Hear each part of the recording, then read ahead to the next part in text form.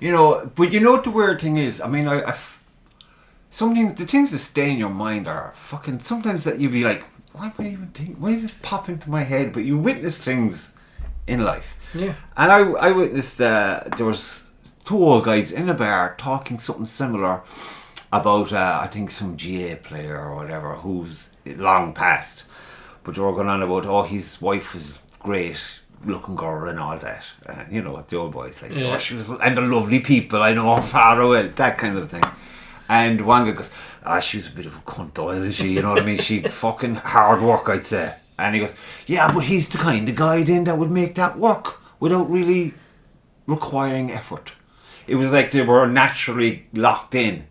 It's just from the outside looking in, people say, Jesus, she'd fucking, for you she would be hard work. But for this guy, her guy, no problem. It's great. He's the luckiest man in the world. Yeah. Obviously he's a submissive so or whatever. it's always like perspective. Oh yeah. Get it into perspective. Yeah. You know what I mean? And it's a funny thing. Sometimes you just wish you didn't know shit. Well, isn't it amazing how many people that are just there observing and looking at other relationships, and I suppose they're looking out through the window, and I suppose they're not able to look into their own. Well, there's that too. I mean, it's so easy for everybody to look outwards. Yeah. I mean, I was only talking to one of my sisters there recently, and I said the healthiest thing you can do for yourself is talk to yourself. And you know, she thinks I'm cracked, and I'm like, well, maybe I am, but it's a good way to go. You know what I mean? Well, look, the way they say it is the best start to your day should be take off your shoes and socks in the morning, go out and walk on the lawn. Yeah, but that's not really going to work for me. What I tend to do is like, yes, another chance to do something. Well, but that's it. Like, I love you too. Yeah. End of. But that's it. 3 cups of coffee and I'm in pre-programmed. You're in your zone. It's when you go to sleep at night. I try this visualization of like the minute I woke up that day, and what did I do? What did I think? How did I react? Da da da da da. And then, you know, have these. This all happens so quickly, but so detailed. And do you keep a diary? Sometimes I write in my book. I have a book, but it's mainly for sketches. It's got half the book is this kind of these sheets that are in the wall here. The other half then is call that guy back. His name is because I forget shit like crazy. And it's sometimes I'm just writing poems. You know, I'm sitting in the van and I'm like, what is this? I don't know, but look, work on it. Get a guitar out then, and a few hours later, it's like you just get a chord sequence that you can hear the words in, kind of, and then it's like, oh, that works, and then you start singing it, and then before you know it, you repeat it, and then you just out comes a verse again, and you're just, this is great. But then the next day you look and goes, what the fuck is this about? Aren't the mushrooms brilliant? But you can always, if you want to put the work in, you'll always weave something out. Oh, look at it. You know what I mean? You'll have pages. It used to be a case of you just take what you got and that's it, you'll go with it. Mm. But then as you grow, I suppose, you're like, I can see where this could be better. And you have it written, the original thing is here, but then over here you're reworking it. And then you're reworking it, and page after page. Until you think this is it. This feels like it's finished. It's a full circle.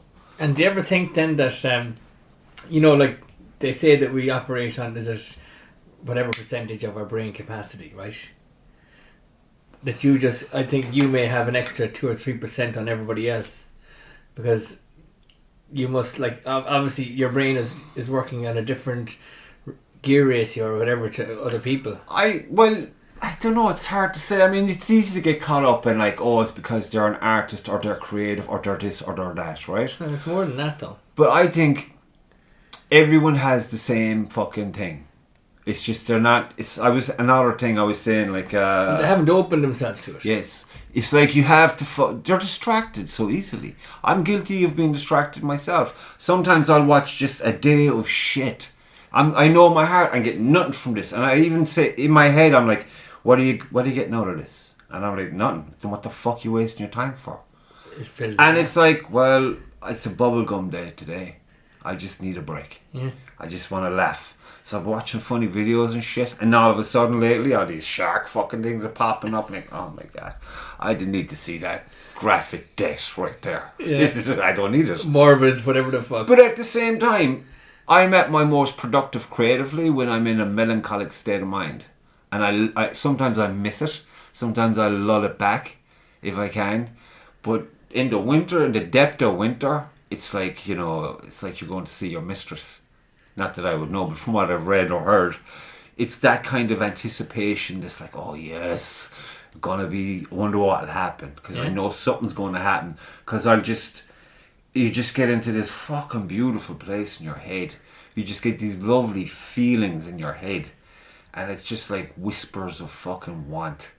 And you just start writing shit down. You start painting shit. You start dreaming some mad shit.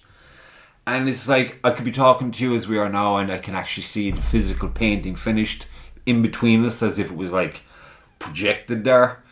And I can be describing it as I'm looking at it and looking at you at the same time. And it's... Well, you see the finished article straight away, and then it's up to you then to create it. And then you know when you fucked it up. Because usually, I like I said to a buddy you're your own worst critic at the end of the day. You know what I mean? Like, you have to you know where I fuck it up? When I think, you know what, make this look better. Yeah. Shut the fuck up. Yeah. Just do it.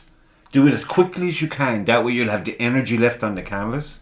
You'll have the original message. As I was saying to a friend of mine, Marson, it's like you are a conduit, but you're aware of the fact that you're a conduit. And in that, if you just keep your fucking ego over there and let your body do what it has to do to get this from there to here, and then just sit down and fucking... But when you do that, you can get into it it's the most exhausting. I mean, you think... But it's positive. Oh, it's super positive, man. Everything about it is vibrant and optimistic. Yeah. And you'd be like, what the fuck is that? But sometimes you're looking at it and you start seeing things in the background that you were kind of aware of. It's like smoky shadows nearly. But when it's finished and you're sitting and you're looking, they start to come out more and reveal, and to the point where you're thinking, fuck, maybe I should just highlight that a bit more. It's so right there. But you have to bring it back to your own career as a stonemason. And the cliche is, there's no such thing as a bad stone. No, exactly, yeah. So it's all about perception. It's all about perception. Yeah. So if you keep looking for the perfect stone, You'll be looking forever. You're nothing done. Nothing done. And stone mad. But you know, it all kind of goes hand in hand. It does, but that's why, look, life is a fucking fantastic experience. So just fucking experience it. Yeah. I mean, the minute everyone is definitely aware of when they're doing things they shouldn't be doing. And for whatever reason, be peer pressure, I find is usually the case. In all age groups. Don't be thinking there's people like untouched by it because they've grown out of this, and it's no such thing. It's a beast that changes shape and form and methods. So you got to be constantly on your toes, and you got to be just fucking. Once you're honest with yourself, you're good. You know, so just be real to you and fuck it. And I mean, it's to the point now where I'm like, if I get a notion, if I get an idea, I'm like, that's interesting, and it has like. It's like it's nearly nothing to do with you, but yet it's come to you so fucking rich. You think, I'm going to do that. But do you find yourself, like, you know, I suppose, and would you find yourself hopping from, like, if you see a vision that you want to paint, right? Yeah. Will you stick at that until it's finished? Or will you kind of, oh, fuck, yes. something else in my head? Or I'll flip? Yeah, well, I'm guilty of that, and... But is that the life of an artist? I don't know. I can only say, because I mean, I used to know loads. I tried to do some art courses, but I just... but see, look at that. I don't belong in those places. No, that's too rigid, and you're learning somebody else's techniques. I learnt a lot, but it had nothing to do with art. Yeah. Do you know, I learnt the people I met some fucking cool people, some weird people, even the teachers. But it was just pages in a book, really, you know what I mean? It was interesting read, that's all, at best. It's like, you know, be in the moment where you find yourself, and just be open to that. If there's answers needed, the question is going to give you the answers, so just pay attention. It's always going to be the way, and if it's not there, then the question isn't real in the first place, so just dismiss it. But yeah, you I mean, see this painting here, that was set up to do a painting of, there was a row of horses in a field all getting ready to go off on a hunt. And then there was a landscape behind it. And 6 months I think I was working on it. And I knew from the minute I stretched that canvas, the shape is wrong for what I want to put on it. And the horses were too small, and I don't like small. I like big and fucking magnificent and everything. So did you start off drawing a horse? No, I only took that up a few years ago. I was kind of doing it off and on, but then I don't know how many years ago. I just had it. It's like you're saying, you get a thing you want until you get it right. So I was just chasing the horse, literally, Yeah. and figuratively. But so no, it's just another kind of thing that I like to do. But I always thought I'd be just painting women. You know, that fucking cliched artist image was very much a seductive thought to me. Like, you know, travel the world and just fucking meet these cool, funky people and paint them. But then that got slapped out of me fairly lively. But you end up where you belong. There's nothing wrong with that. I love this one. This is beauty. Yeah. And at the end of the day, $2,000 is $2,000. That's the sketch for the painting where the origin of that came from. The origin of which? This, see the crow? Oh yes, that's and the horse. And there's that wall there. Or what you call it? Subconsciously, you could have been just looking over a wall, and. Well, I'll tell you now. I went to my friend Tom. He works in the Grove Stud to bring in horses, to train them up, to breed them up, then for the racing industry primarily. And he used to get me in there when they get a real stunning looking horse, and he was like, "Follow me for a few hours with this horse. I'll put him through his motions, and you can get photos and video." But while I was there, they had this thing. They just stick him in there and it walks them around. Horse walker, yeah. And while I was waiting outside, there must have been 1,000 fucking crows right above us. And I'm like, it was something ominous about it. Like, you know, my imagination was getting the better of me. And there was a fucking dead crow. A crow was after getting caught in the fucking walker somehow. And he got crushed. And they just fucked him out. So I'm looking at this dead crow, and then I'm looking at all these other crows.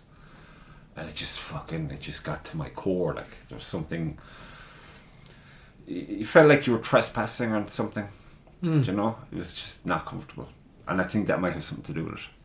Could be. Because, I mean, they're both messengers in various mythologies. Oh, sorry, not mythologies, probably wrong.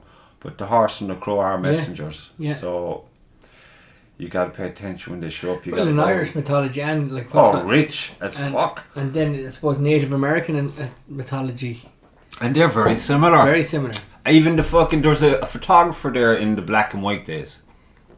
He walked horse and carted his way around Ireland and took photos of all the villages, the people in the villages, people living on the side of the road, and he did a book.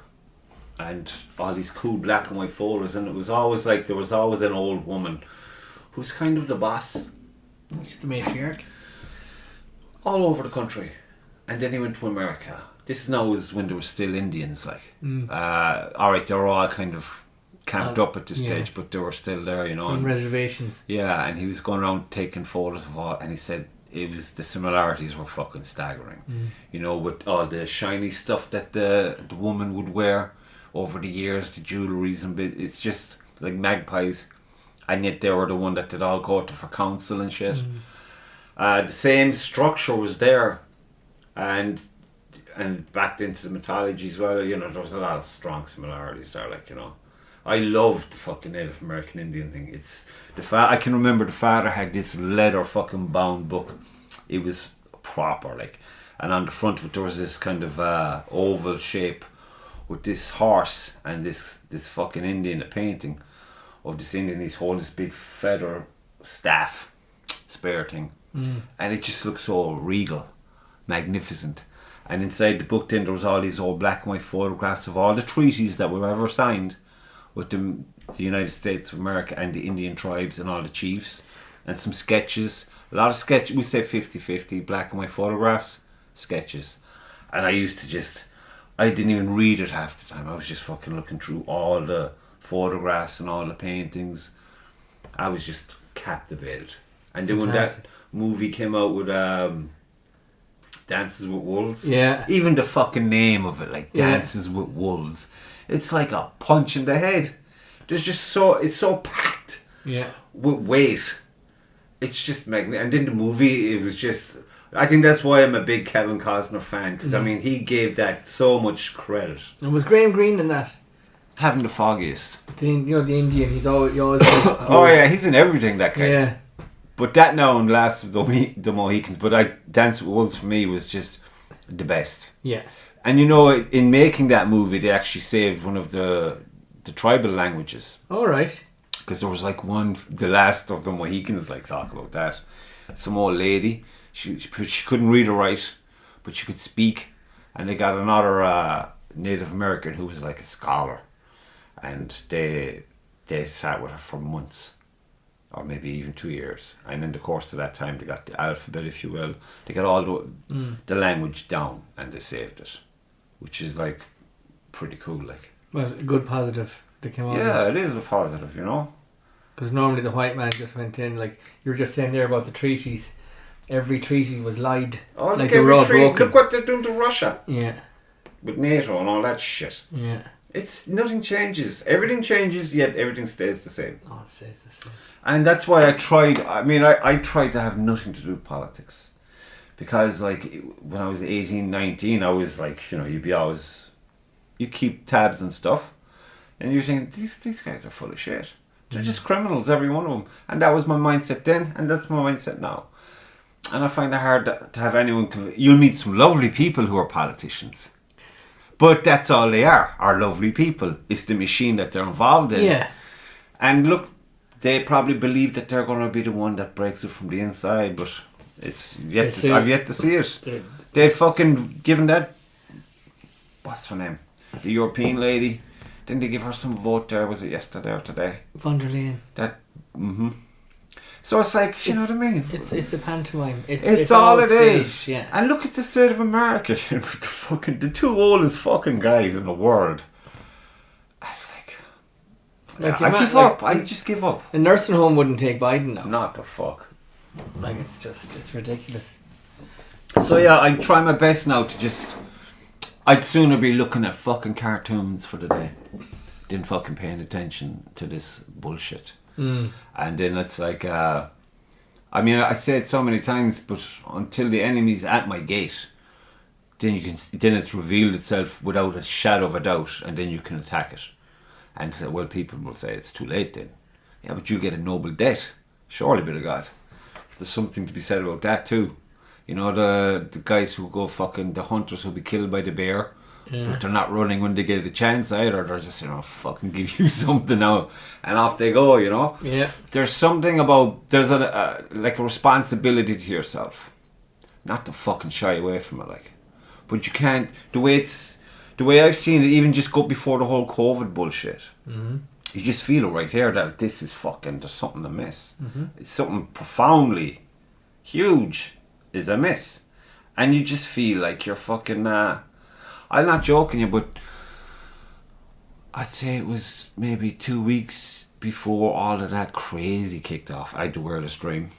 Where I was in a house and I was looking at a man and a woman, and the woman had a baby, and they were kind of looking out a window, but it was clearly their home.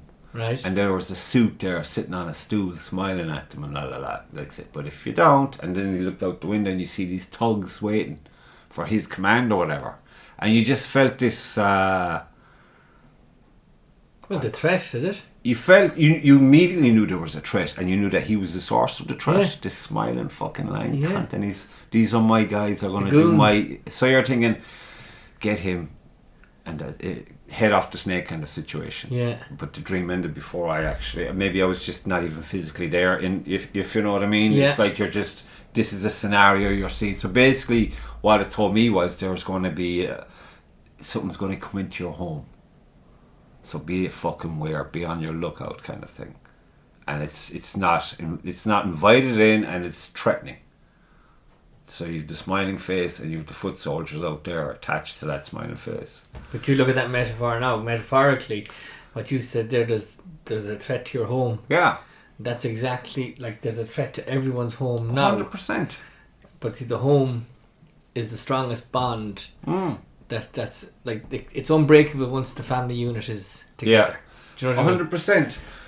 But it's like the way they're trying to fucking... The overreach is just unbelievable. Yeah. And it's so sneaky. It's so Well, softly. It's not sneaky. It's what you call it. It's softly. But yes, but it's calculated. the only reason it all kicked off, for reasons beyond me, is because I don't pay attention, is when Trump decided he's going to go for office for the president of America the first time round. Then everything overnight, like someone flicked the switch. Hollywood went pure anti, and they ramped it up. Every news media outlet in America, it was just like a fucking over the top. And when people go that quickly, that severely, you're thinking, It's a pylon. A pure What the pylon. fuck? Discredit. But to the stage and the speed at which it was done, and in sync across the world. He was like, they had him on the bus that time, remember? And he grabbed a woman Yeah. by the whatever. And that was, you know, like, it was like those, once you say that, like the old person that's sitting down listening to CNN, oh, he's the devil. Yeah. How could he do that? Character assassination 101. Assassination, yeah. Is this on? Yes, welcome to the Blackbird. Stephen. That's a good way to just turn it on and just start yapping. Yeah. I'd be fucking editing it later. I never do. I nearly burnt my balls apart with a cigarette the other day, and I was editing that out. Right? That's such a fucking bit of comedy. I don't mind. But no, it's I should look. But yeah, it's just the way all the dominoes fell. You know, you had the fucking thing with Russia, then the Russia gate with the president. He's a Putin puppet. And I'm like, what kind of nonsense is this shit? Well, and then you'd all the Clinton stuff, and it was clear as day to anyone looking. Okay, I'm always like, when I get like, whoa, my God, I said, whoa, wait a minute. You're seeing what someone wants you to see. So who wants you to see this and why? Because your initial reaction, your emotion, you're acting on emotion. You're not thinking. You gotta think. When you feel that emotion, you gotta step back and say, okay, what was that? But not, like, there's only a certain amount of people that can do that. Like, when you... Well, that's clear as day. Yeah, because the rest are sheep. Unfortunately. I mean, even in the recent votes that went down, I think it was like just 51 or 4% came out to vote or something. It was the old people and the elderly and what do you call it? What are they saying? It was the left, really. It was that kind of... It was really saddening because... That's why they mean when they say you have the government you fucking deserve. Because you didn't go out and you didn't fucking do your part. Yeah. You know what I mean? So don't be fucking going to the pub ranting and raving like a lunatic when you haven't voted. That's so Ireland, though. But then when you vote, how safe is that vote? How true is the voting whole mechanism? Well, see, I think this PR... Like, I've been fascinated for years, like, because our house was Fianna Fáil always. And this is the parish pump politics thing. And when you look at it now, and I just said it there a few minutes ago, like, the old people went out to vote. They all voted Fine Gael, Fianna Fáil. Yeah, it's like, that's your team. Yeah, and it's like, I had my aunt sitting beside me there a couple of weeks ago in my dad's house. I decided to have a barbecue. Nice. And all the kids, I love kids around me, so all the kids were there, and it was a spur of the moment. That's usually the best ones. Yeah. My brothers came down. My aunt came over. There was a nice few beers.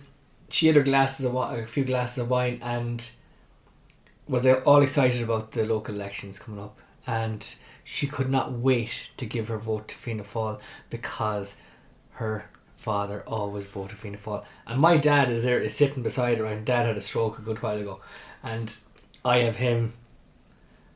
Well, I've been drumming on his ear now for a good while, trying to just get the wax out of it, the CNN wax, I call it. This kind of like he's sitting there in front of the TV. It's amazing they're still going. Oh, stop! But he didn't vote them because a little bit of education, and this is what they're doing, and this is how they're doing it. But for the other part of the population, the aged population who haven't a clue what's going on, who trust their government wholly, they give them the vote, and that's the only reason how Fine Gael and Fianna Fáil have gotten in. It's no other reason, because if you have... But how can they not fucking see the state of affairs? But you see what they're doing now. They're bringing the immigrants... and giving them votes. That's surely wrong. But that's... Like, in local elections, you're talking... Like, 60 extra votes is a massive swing. Or you know what I mean? Like, when you're looking at a quota of, say, 1,000 votes in a local area election, in a local area constituency, 60 votes is huge. Like, it's... What is it? It's like... 10%. It's about 6. Yeah, well, out of 1,000 votes, it's 6%, isn't it? It's a lot. But what about the? I mean, surely you should be here for 5 years and then maybe considered for citizenship, and then you might be able to vote. But see, they snuck this in 2014 in another one of the legislative bills. Fucking cunts. So this is all. Everything that's happening now has been planned for a long time. Okay. No doubt. This is a good story. Simon Harris, not Simon Harris. Who's the Minister for Health? Tells you what I know. Your man. He was the Minister of Health, wasn't he? Yeah, but then your man from Greystone, another guy from Greystone, was the bald guy, Steve. Dr. Debt. Yes, he oversaw COVID. And he was before COVID kicked off. Wasn't he in trouble over that fucking cancer with the women? But that's cervical all. Cancer thing, That's blown all. under the Oh, mat. no, that was the chief medical officer. This is the guy. He's the current Minister for Health, Stephen. Oh yeah, Donnelly, is it? Stephen Donnelly, right? So you have to look back where Donnelly came from. No Banks. McKinsey, in America. They're probably one of the biggest tax firms. Yeah. Like a hedge fund, no? They're huge. They're huge. What business has he got in his position? Okay, so he left a major career over there to contest a by-election in Wicklow North. Okay? He went in as a Social Democrat. Or was it an independent? One or the other. So he came in and he was successful in his... He got elected, became a TD, joined the Social Democrats, stayed with the Social Democrats for, was it a year or two? And the next election then, he jumped ship and he stood for Fianna Fáil. Oh, part right? of the plan. Fianna Fáil centre-right, Maria, they were always the kind of centre-right party. Social Democrats, so far left that, like, they're very leftist, right? Yeah. Not as left as Sinn Féin or as the Workers' Party, but left. So he jumped out of a left-wing party, joined a centre-right-wing party, got elected as a Fianna Fáil TD, and he wasn't elected a wet week, and he was handed the portfolio of Minister for Health. And look at the state of affairs there. So if you look at things, right, and then that's one part of the jigsaw. The other part of the jigsaw was, and this is where we're getting back to PR. Remember, politics and how. Spain. Well, no, sorry, proportional representation. The mechanics on how we elect governments. In England, it's one man, one vote. Yeah. First past the post. That's it. You're elected. You have your constituency. You've one MP. So what we've done is in Ireland is you will have 5 candidates or 4 candidates in a certain constituency, and it's all done by proportional representation. So it means that if you have 15 names on a I don't know what you call it, on a ballot, yeah, you can assign them number 1 to 15, and that person that gets the 15th vote, right? Number 1 is your first preference. Yeah. Number 15 is your least favourite preference. But if that person gets to the 15th count in the election or in the count centre, that 15th vote is as strong as a number 1 vote. So why the fuck? This is what blew me away, because I was in there and I was looking at all of them and I goes, okay. And I think there was 3 people, maybe 4 people I voted for in 1, 2, 3, 4. Yeah. And like you said, I could have struck a number on the rest of them, but I honestly said, no, I don't want you getting near the fucking place. And that's... So I didn't put anything there. Yeah. So why do people fucking keep filling shit in if it's like, I don't know. It's crazy. Grow the fuck up and stop filling it in. Vote for your person and leave it at that. This is just fuckery. So you have to... So just going back to the general election... Thank you. So just going back to the general election, I kind of say it's like the perfect storm, right? So you have... Remember that film with George Clooney? The storm boat, is it? When the boat, they're out in the boat and the three storms actually collided at the right time to create this monstrosity, right? Yeah. So you have Sinn Féin, where people were screaming for Sinn Féin because they're so fed up of Fine Gael, Fianna Fáil. And it's sad that that's the only reason they're going to vote for this crowd. Yeah. It's stupid. So in any... Like if Fianna Fáil stuck to their guns and their ethos and Fine Gael, they were bitter enemies since the foundation of the state, and that's just there. They were always in opposition against each other, or one was leading a government and the other was in opposition. So what you had then was, and they said to keep Sinn Féin out. Giant forces. Right. So what they did was they brought in Fianna Fáil after Micheál Martin saying on record, on TV, that he would never talk to Sinn Féin or to Fine Gael and not go into coalition with them. You can't take a word that man says. He's the biggest fucking liar on the planet. He's a fraud. Everything he ever... You can go back his whole career and see him lie after lie after lie. That's all they do. They're salesmen, that's all. Yeah. And they're not qualified. They're qualified to do the bidding of whoever they're doing the bidding for, but it's not the people of Ireland. No. And it never has been. Charlie Haughey, another one. The other fella, Bertie. They're all the same, man. Bertie was just the best at getting to the people. He had that kind of swag about him. He did. But the rest of them, it's getting more and more fucking... I mean, Micheál Martin, a pure robot on the microphone up until the last 2 years. It's like he's found his fucking mojo. And he's still talking shit. And it's like, I can see clearly that you're talking shit. Why are you talking shit? You ask a simple question and they can't give you a fucking answer. Well, they can't, because the question that you ask has... Like, it's very rarely that they get stumped with a good, honest-to-goodness question that can get through all the shit, all the bureaucracy and all the, like, on prime time. You know, your questions are screened. There's anybody that's sitting in that audience, there's no loose cannon allowed in there. Of course. Because very much controlled environment. Very controlled. But that's how sad it is, like. But that's politics. But getting back to, like, so if we have Fianna Fáil, Fine Gael, right, going into coalition together, they had the numbers regardless. They didn't need the Greens. Why did they bring the Greens in? I'll ask you that question. Why did they bring the Greens? To do Europe's bidding. Yes, exactly. Because fuckhead retires now once he's done the damage. This government is going to... It's going to go to, like, I think because of the European elections... a couple of TDs have gone. Like, say Barry Cowan has gone, and he's not in the door. Like, he's an MEP now, so there's going to be vacant seats. And I think the law is that you have to hold a by-election within 6 months of the TD. But I honestly thought that when the Taoiseach, if a Taoiseach steps down or retires, that's that government retired, and that an election should be happening post haste. Isn't that written into the fucking thing? I'm not sure. I don't know. I believe that to be the case.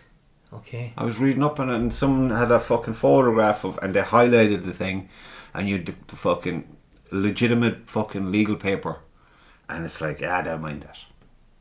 Yeah. It's the same when they asked you to vote until you gave the right answer for that European thing fucking many moons ago. Remember that? Yeah. And you just knew, well, democracy's bullshit, because obviously there's no such thing. There is no such thing. No. I said there's a young lad working with me, and I was just saying, like, I just made a statement. I just said to him, like, that we're actually living in a communist... our government are communist. And he could not get around how could you say that they're communist, right? And he said, they're democratic. I said, what's democracy? Democracy is, like, it's like you have freedom of choice, like you have freedom of speech, freedom of movement. Yeah, but see, you elect your government. It's none of that is you have the act of it, but you don't have the actual thing. We don't live in a democracy. No, we fucking don't. Look, the game is rigged, okay? From the start.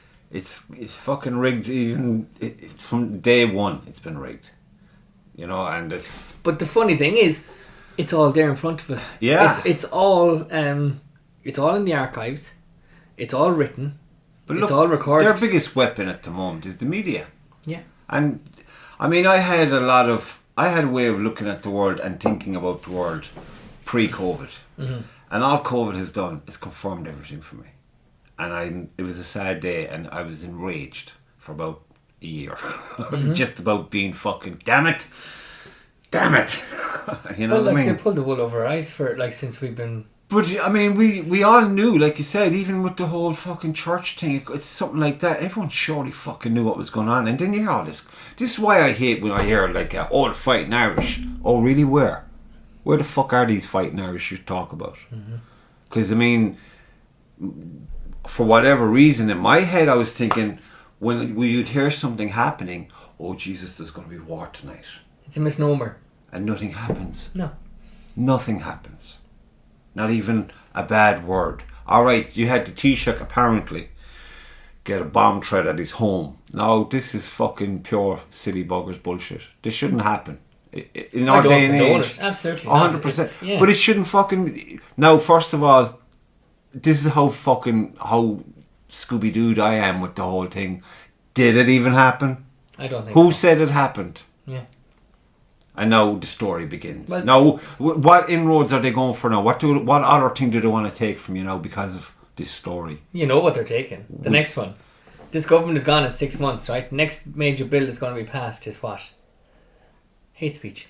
Sure, I thought that was killed. No, that's not killed. Isn't it illegal on 3 or 4 different fronts against the human thing? Yeah, but it's not their business to tell you freedom of speech. That's a God-given right. Well, it's if you're going to believe in the King of England and not believe in the God-given right to freedom of speech, who the fuck are you talking like? The fact of the matter is, government don't give you permission to have freedom of speech. You're born with this, and that is your birthright. It's not theirs to fucking take or measure it in any way they want. If they want to come and fucking fuck with it, you kill them. You have to fucking... You are a sovereign soul. You're not fucking... You know what I mean?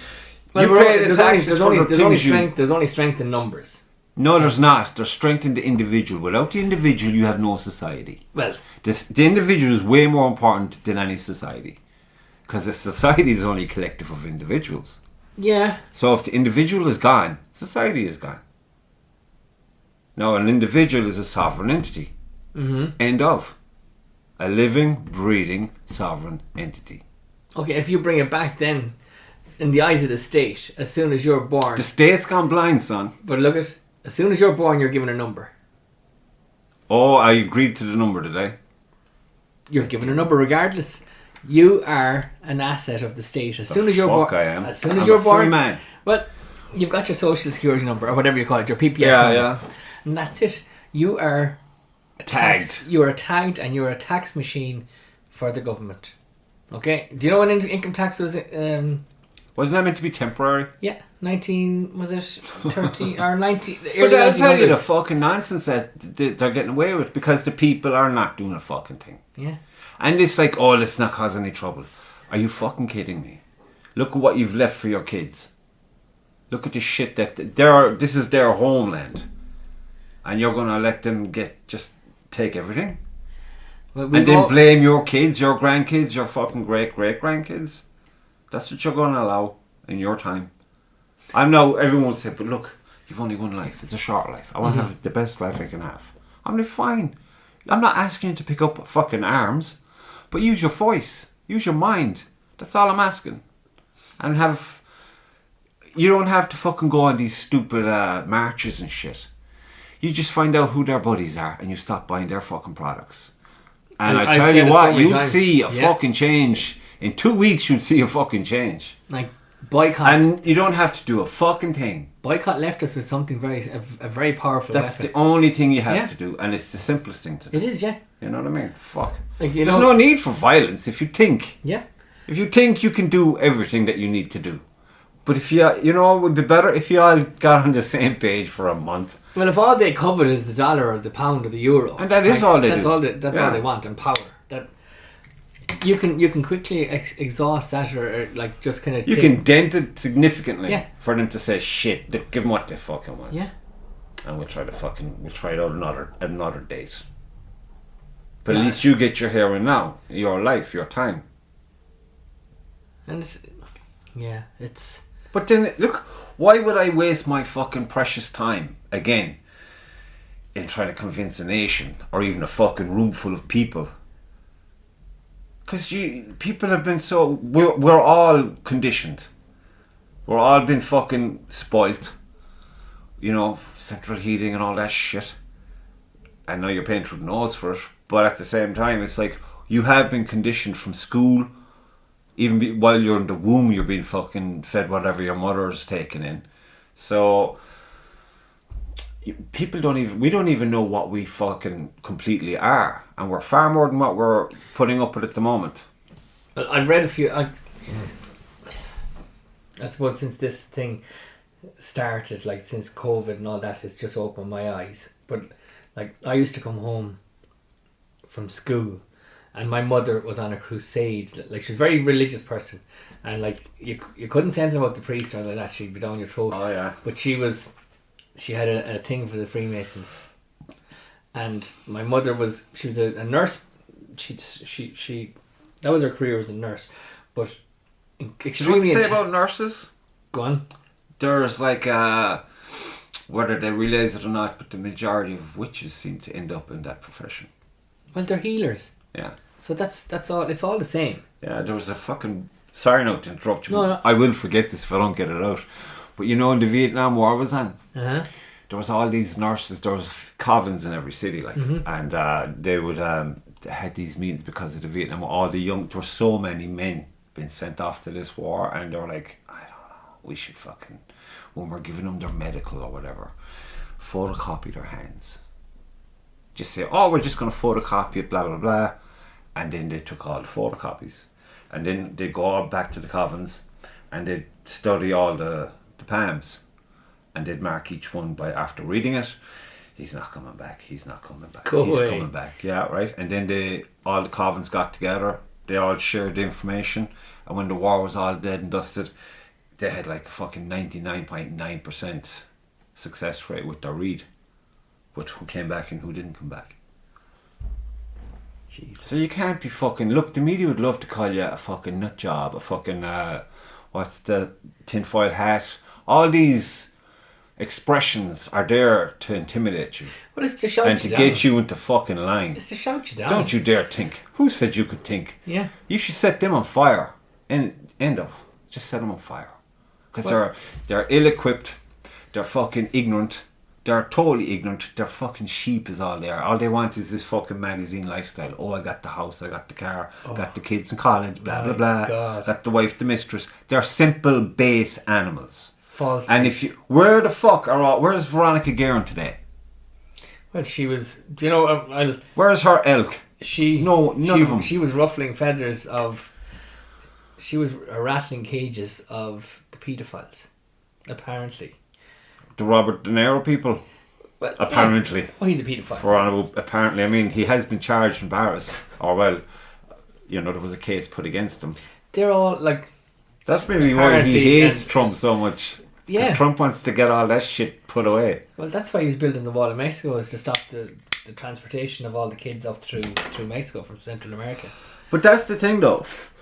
And I know, but you can say it's all conspiracy. It's like, you can just say these are all like conspiracy theorists and everything. It's like people do not believe what's happening with the world's children. No, they fucking don't. They don't. And they don't know what Ukraine is about. What about home in Ireland with all those fucking kids? But sure, you go back to... Right. That O'Gorman guy, is it? Which O'Gorman now? Roderick? Yeah, is it him? The TD? Yeah. Yeah, sure, he's... like. Isn't he under a cloud there with that shit? Well, you have to look at it. Like, the last two ministers for children that we've had in this state were gay. And look at all the kids that have gone missing. Yeah, in their care. I think is there 80 people, 80 kids are missing at the minute. One was found in a fucking brothel shop in Dublin. But sure, that's what's happening. Fuck. But people just they won't kind of. It sounds too fantastic. It's like well, I can tell you now. There's age-old stories when societies go blind to the evil that men do. That there's a resurrection of spirit. It's like basically a fire, a cleansing, and it not only cleans out the baddies, but all the people who did nothing get fucked up too. Yeah. Because a generation will come along, and it will have within it a nucleus of a fucking mindset, and it doesn't give a fuck about class society. It's like that. It's there'll be like maybe, I don't know, 10, 20, 100, 1,000 like-minded individuals who will have this who will kick off this shitstorm. It might be in our time, it might be generations from now, but when it always comes, and it fucking burns everything to the ground, and everything starts restart. New. Yeah. And there has been restarts down through the generations. Yeah, exactly. Like when you start reading, like when you start when you delve into it, like the white rabbit down the rabbit hole. Yeah. Maria. You are in the Matrix, baby. We are in the Matrix. You know what I mean? And it's just you cannot, like, the people who like the normal people in society, like our neighbours, our parents, our brothers, our sisters, our like, they haven't a clue what's going on. No, but they don't want to have a clue. They don't want to, yeah. They just want to mow the lawn. Yeah. Have their fucking lemonade. And that's been said to me before by, like, I don't want to know about it. Dude, I don't want to know either. But there's something in my fucking chest that just pulls me out of bed and makes me fucking look at this shit. Yeah. What are you going to do about it? What the fuck can I do about it? Be aware of it, number one, and then figure it out from there. But number one, be aware of it. My whole thing about this is, like, I have 3 beautiful kids, and it's them that I want to protect always, regardless. Like, I don't want them influenced by, like, the filth that's out there today. Like, even though as soon as they get up in the morning, if they turn on the PlayStation, or if they go and turn on the TV or listen to music on Spotify, they're being attacked, bombarded with sexualization, this gender bloody bullshit nonsense. It's coming at them left, from right, all sides. Even in school now, it's creeping in. It's fucking stupid. One of the questions in a Liebman search, the Soc Pol, was it Sociology and Politics? One of the questions on the Liebman search paper was... that wasn't even a subject when I was going to school. No. But one of the questions was, do you think it should be appropriate to ban social media, or should the government should have power to ban? No, they should not. Yeah, but social media isn't the problem. It's people on social media is the problem. But they're not exercising fucking restraint. But they're conditioning. The student is being conditioned. Yeah. So fall in line. Fall in line. Do you know that Pink Floyd song, Another Brick in the Wall? Yeah. Do you ever watch the Bob Geldof video of that song? No. Bob Geldof is like acting in it. It's very harrowing. Like, it's very like, whew. I'm not gone in him. We're here. Yeah. We're there. Well, I'm not gone him either. He's one of the cabal. Oh, he's been fucking definitely. Yeah. But then again, look at him. He's only a man, right? And how much torture can one endure? That dude has fucking endured loss like a motherfucker, man. Loss? So he's broken. He's a broken man. In loss? Like, he's lost his wife, he's lost his child, his daughter. That fucks you, man. I wouldn't care to fucking be in that position. Well, you don't know what way I mean, as it stands, and you can ask any psychologist who's worth their salt, they'll tell you every human being is walking a fine line. Any fucking, it can go either way for any one of them. Yeah, but you choose the path. Yeah, you choose your path, right? And crazy's only a whisper away. And I mean, there's a fun crazy, and then there's a not so fun crazy. No. Do you think you could handle? Could you bounce between the two? You know, see, and still operate and function as a normal person. But see, in that industry, like as a musician, to gain, to get stardom, you sell your soul. 100%. Same with acting. But that's it. The big acting, like, you know, the movie star acting. Like Bob Dylan has come out and numerous interviews, and he said that he's sold his soul. Sure, Ozzy would tell you a few stories. Ozzy just fucking, he's like verbal diarrhea when he gets to talk. Who's Ozzy now? Ozzy Osbourne. Oh, dude, I love Ozzy Osbourne. I think the best quote that he ever was, remember he was doing or when he took acid. It was the last time he took acid, and he said when he went up in a hill, and he was talking to the cows for 2 days up the hill, and when one cow turned to him and said, what did he say? Would you ever just fuck off? The cow, he said, this is what he regurgitated. He said, that's the end of me and acid, and he never took it ever since. Like when the cow told him to fuck off. I was watching him being interviewed when he was, I suppose he was in his 30s maybe. And he's in the kitchen making a cup of tea or something, and he's talking to the journalist report, and it's there the camera and everything, and she's like, you know, and what was it like? We did all the fucking drugs, but it's not. We're all right now. And he's shaking, he's trying to put the fucking milk in the tea. It's a mess. And it's gone all over the table. And she goes, and who will give you drugs? Oh man, me. But he was.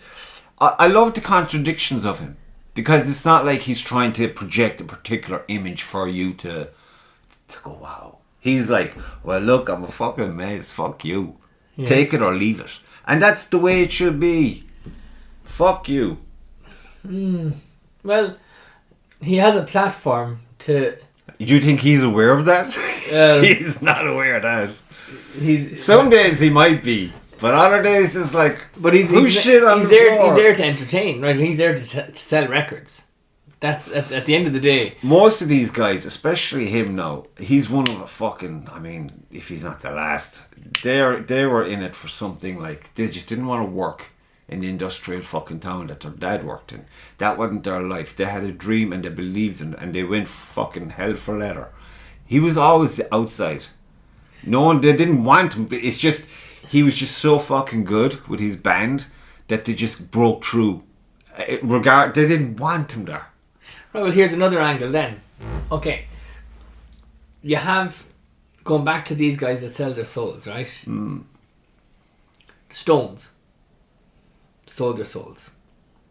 Bono. Like they've all... Well, Mick Jagger, remember when they came out of prison and he was escorted straight away off to a fucking political debate for the nation, and the band were like, where aren't we going? But Mick got to go because he was on the phone inside to whomever. Yeah, but like they're all positioned. So... would you listen to a fucking actor or a pop star tell you how to fucking vote? Would you? How many actors have been president of the United States? But would you still listen to them just because they're an actor? What's Zelensky?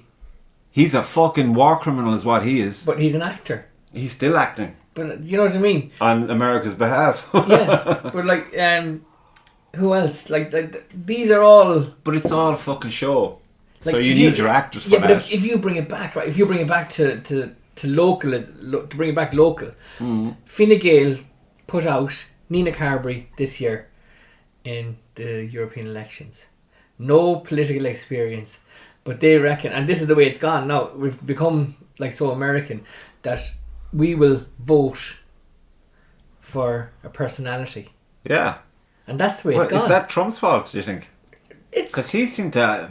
No, but it's... He wrecked the gaff, like... No, but like, it's the bile that's been regurgitated on TV. Yeah. It's like the Kardashians. It's everything that's false. TV is at its lowest, and so is fucking... But it has all our children hypnotised, though. YouTube. You go into any room now, any sitting room, in any house, and if you have 3 or 4 kids left on their own, they're not watching RTE. No, it's YouTube, and it's all this, like, watching this fucking lunatic doing something that's so silly. Yeah, I know this one. But you know what I mean? But that's like it's all. But I'm fucking arguing with my 5-year-old over it. I'm like, what are you watching? What's he do? And my argument is like, what are you getting from it, buddy? You're just looking at him. What are you looking at him for? Yeah. And I'm grilling him like, I'm not being a dick. I'm just saying, he's not funny. He's not even funny. I said, How's he got so many followers, so many subscribers? I said, do you not think that's suspicious? He's You're saying this to a 5-year-old? 5-year-old? But if you talk to a 5-year-old, like he's a 5-year-old, forever a 5-year-old, it's not going to be good for you in the long term. You got to talk to him like a person. Okay. Because he'll get used to what his environment is. It's like any of us. So you get into a job and you're like, this isn't me. I'm not on stage here. What's the problem? I'm fucking hitting stone and I'm lifting shit. This is hard work. In the rain, I'm not into this. But then something inside you says, but could you do this? And then you get into it and you start seeing it in all different ways. And next thing, they're dragging you off the side to go for your lunch. And like, I'm nearly finished. I'll be there in a minute. And you tap, tap, tap, tap, tap. You just get into the environment you're in and you fucking grow into it. And then you own it. So if you talk to the child like I'm talking to you, that's what they'll say, what's that word mean? And then you explain it to them. Okay. You take the time. It is very interesting. But then you also got to say, get the fuck out of here. You know, you can't be their best friend. You got to be, first and foremost, you got to be dad. And do you not think that 5-year-old is going to put his politician's hat on? He's fucked straight away off the bat. And he's just going to say, yes, daddy, absolutely, no problem, daddy. Anything you say, daddy. And when he does, I'll grill him on, why did you say yeah? As soon as you leave that room, fuck you, daddy, I'm putting on YouTube. Look, I was 5 as well. I remember very well how the parents would think one way, but we knew another way. There's so many layers. So many ways to skin a cat. Don't ever think that your 5-year-old is a 5-year-old, because they're so fucking far ahead of 5. You're deluding yourself into this fucking soft, safe place. Those fuckers are seeing things they shouldn't have seen. While you were sleeping on the couch, probably. Absolutely. Yeah. So don't be thinking like. So talk to them like you're going to talk to anyone else. And if they have a problem with it, if they agree with you, grill them on why they're agreeing with you. If they disagree with you, grill them on why they're disagreeing with you. I don't know what he's saying to me, but at least we're going through there's he has to think. And he's got things come out of his mouth sometimes like, what the fuck are you talking about? What do you know about Jesus Christ died on the cross for you? What the fuck? Where'd you get that from? I said, first of all, there was no such thing as Jesus Christ. Who said that? You said that? Yeah. Shame on you. Fuck that. Look at the facts. This Jesus Christ character was invented, was it 300 years after the fact? For some fucking, to save, is it... I forget the fucking name of the guy. On a deathbed, basically, the order was given, look, we better unite these fucking pagans with our fucking way of thinking. So they robbed all their shit, came into this. There's the Bible. Didn't you know? There was a guy. Jesus was I'm his open name. to it. He's the Son of God. Okay. Did you know that?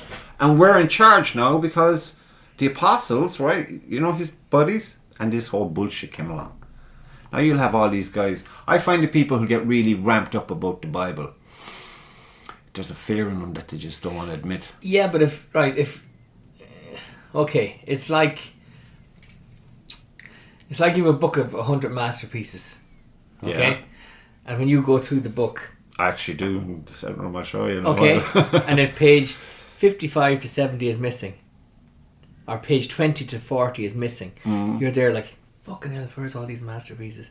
Like, I'm really not. No, but I've got, like, I'm supposed to have 100 here, and it's not really a book without the 100 masterpieces. You're a glass half full kind of guy. No, the Bible's the same way. Like, they've taken out all these books, like the books of Enoch, and read this. That's banned from the Bible. It's not. It's part of the Bible. It is, but it's banned. There's about. But how can you give? There's 25. There's at least 25 books taken out of the Bible. Isn't it older than the Bible, the Book of Enoch?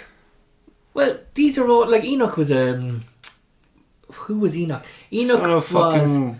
Enoch was Methuselah's father, was it? It was either Enoch was Methuselah's father and Methuselah was the father or grandfather of Noah. So it's Noah's line. And it was all dreams, I think. And if but that's just it. No one knows. Nobody knows. It's so fucking bastardized. But it's still and been fucking how many languages from its original. Well, the King James Bible, that they just you can't you can't trust the translation. No, you really can't because it doesn't get. But that's what I'm saying. If you can get the original Bible, it is the oldest reference book ever. That's it. That you are told about. That we're told about. Okay. So What about the stones up the country standing upright? The stones in England in the field standing upright. That's a language you just don't understand. True. The pyramids. True. The fuck is that about? There's a lot of other things there I could go on. I mean, the place is scattered with shit. Just because we don't have the language for it, we just think, oh, they were just fucking cavemen. We have been led to believe that we are the pinnacle of the species in our moment in time. Absolutely, because no of this fucking technology. You remove the technology, where are we? Nowhere. You put a man in the ocean, he's fucked. You put a man on land against any animal, he's fucked. You put a man in the air, he's fucked before he even gets in the air. So we're here at the fucking mercy of technology. And just a lot of questions. There's so many questions. Too many questions. And the minute you start looking at... See, we can get so distracted with politics and all of that. And that's all that is a distraction. Okay? Yeah. If you zoom out and look at the bigger thing, there's enough there to fucking keep you busy for a long time. Stop. And I was only saying it the other day. There's shit going on that is in your face, but you can't do shit about it by yourself. Unless you're willing to be fucking crazy. Unless you dismiss having your own life. Now, that's, for me, the wrong decision, because life is to be cherished. It's absolutely meant to be cherished. Well, it should be a level playing field. It should be Everyone should have the fucking, people should be allowed to live their fucking life. Yeah. But then, when I say zoom out and have a bigger look, then you have to wonder, is that part of their experience? That's to be factored in. It's so complex when you start really looking out and looking at it individually, and like, maybe that was their experience, that's why they came here. And then you get inhumane about it then. But then you look at all the Green Party fucking bullshit going around. That's anti-human completely. That's all about. So that's when I hear people saying, "Oh, there's an alien fucking vibe going on here. It's anti-human and it's going through the pot." Yeah, I can see why they would think that, but it's simply down to greed. Why all these things are happening? It's pure and simple. And the so-called power. I haven't seen any sign of power from any country in the world. What is power like? Power is meant to have this fucking graciousness about it. It lives in the grace. And that's do you think power. Power isn't to go killing civilians. That's weakness. That's ugly weakness. Well, here's one for you then. Like, if you're talking about grace, like, from everything that we've been told growing up, right?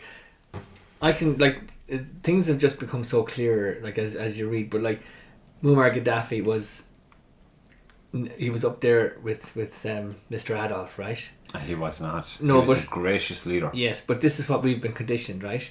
You had, I suppose in the 60s you had, you had Khrushchev, all those Russian guys who had the finger on the button, and going into the, like, then you there's had always Gaddafi. a threat. But see, there's always been a crisis. threat. Yeah, there has to be crisis, because if any day now we're fucked. Yeah, we're all fucked. If you create crisis, you create fear. It's a CIA fucking 101. Give them the problem, but give them the solution. Yeah. That benefits you, like. And like you, so now it's Putin. It's going to be Viktor Orban is next. You have your man. They tried to kill him. The Slovakian or Czech guy. He survived an assassination there 2 months ago. Slovakian, the premier. So look what they did to the Japanese guy when he sent back all the fucking COVID stuff. Bang bang. Get the fuck out of here. Yeah, bye bye. And he was a good guy. Yeah. But like, okay, so how bad is Muttonhead Jeff that's in North Korea? How bad indeed is he? How bad is he? Is he keeping the dragons at bay? I don't know. Do you know what I mean? Like, you need the fucking wild card though, don't you? Well, you just. And that's why I liked Trump. You just don't know with Trump's him. Getting back in. The only thing that's going to stop Trump getting back in is a bullet.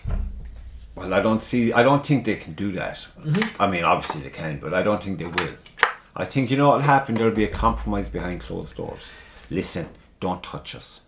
No, there can't be.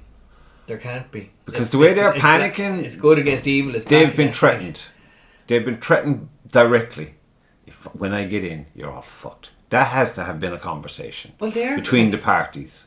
of the people involved, not political, but just the players, will say, of this game. That has to have been because that's the only explanation for this animalistic reaction, where it's gone fucking full retard, full fucking scorched earth on one man. Yeah, well, he's the greatest threat to the cabal, as we call it. But they were able to keep him at bay when he was in there the first time. So what's their no, worry? they introduced COVID. He was a dead duck once that came in. He stood up on a podium and spoke about hydroxychloroquine, and he spoke about ivermectin, which Joe Rogan got crucified for. No, they are the wonder drugs. Yeah, they do. Yeah, they're antiparasitics. But he was given good advice, but the media, the paid media, were that Nazi that was in his midst. He should have fucking eliminated him from day one. That Fauci guy. Oh yeah, Fauci's, look at. You put him in a Nazi uniform, and it makes perfect sense when you look at it. That's the way I see it. But one thing I didn't want to admit, but I feel I should, otherwise I'd be a fucking cunt. Okay. But you know the guy, the Taoiseach now. Yes. He seems to be showing good leader qualities as a person in his actions and his. It's just when I see them voting this lady or giving her a vote of confidence, if you will, recently, it kind of contradicts it then. So it's like I have a conundrum with this lad. Simon Harris. Yeah, I have a bit of a conundrum with him because what I see, he's either a very good fucking actor, or he's actually very genuine and he's trying to do the best he can in a bad situation that his role would dictate he should. You can't. Or is he really fucking bored? You can't humanize anybody. But that's in that kind of power. He is there for a reason. Of course he is. And his reason is to bring back the human element of the office. Right? Because Varadkar has divided this country so much. Isn't he being investigated at the moment? No, the charges were dropped. The charges were dropped 2 weeks ago. Yeah. Again, how many times did that happen with him? Yeah, but see, look at once you're in the club, like as George Carlin says, it's a big club and you just ain't in it. And like I watched a very interesting documentary about Putin about 2 years ago. Same time I watched I watched a few on both Trump and Putin, because I think it was about the time Trump was after declaring he's going to run for presidency. I thought, who's this fucking guy? Because you'd hear on the periphery of your world. So I said, I'm going to because I don't care what anyone says. If America coughs, the rest of us get a cold. That's still the case. America is still, it might be in decline or whatever they want you to think, but it's still still the big daddy. America is still the powerhouse. Now you have all these players on the rise, but at the moment, America is still the player. It's the big boss. America are that close. They're broke. They're no longer broke. But sure, Saudi Arabia have taken the petrodollar away. They're 2 months. I know. I see what's going on with all these other. What is it? BRICS. BRICS. It's Putin now is the man, hands down. Biden nobody has any confidence in him. Only his own stooges. And that Camilla woman, every time she opens her mouth, she calls it a national embarrassment. Yeah, like what were they thinking putting her in there? Like, you know, like he's an admiral there. That's a man dressed up as a woman. Like there's a lot of fucking shenanigans going on there, isn't there? How did it come to this though? They're all paedophiles. When did this kick into touch? When did it take such a dive into the negative? As a nation, it all goes back to the Jews. Well, look, paedophilia, homosexuality, bestiality, deviance, but everything. This shit has been there from day one, no? With the Jews. You can edit that. I'm editing nothing. Fuck it. No, speak your fucking mind. As you go back and look. But then again, before you proceed, everything they've touched is like, if you look back through history, they've been kicked out of more fucking countries. History written by the victors. Well, there's history written by the losers as well. They're, like the actual history. Do you know what I mean? Like it's all documented. Like if you want, like. You should know now before we continue how actually ignorant I am about a lot. The only thing I was good at with history was fucking the Renaissance and all of that jazz, and maybe some musicians. Well, other than that, I benchmark it. So okay, this is my starting point. If you, as a child growing up in school or making your way through school in Ireland, have been taught to believe that the potato blight was the reason for the famine in 1845, then if they've lied to you about that, what else can they lie to you about? Like, if you look back, right? Hold that thought. I'm going out the door to take a piss. I will edit that. Wherever you be. But okay, begin. So go. So if they can make you believe that, and like, it's only when you look back and you see, like, they'll also teach you sometimes that about our canal system. Mm. We had a great canal system in this country. Like, that's right, yeah. You can travel from Limerick City all the way to New Ross. If you go up the Shannon, you can go across the Grand Canal or the Royal or whatever, and you can end up on the Barrow system, which will bring you all the way out to New Ross. You can start in Limerick and go all the way to Dublin City. You can start in Ballinasloe and go all the way to Dublin City. There's 2 very good documentaries done on this. It's amazing. Like, in a week's time, I'll be going up. I'm on the Shannon in a week's time. Oh yeah. Amazing holiday. This is I bring the kids every year. I don't think I've ever been to the Shannon. It's fantastic.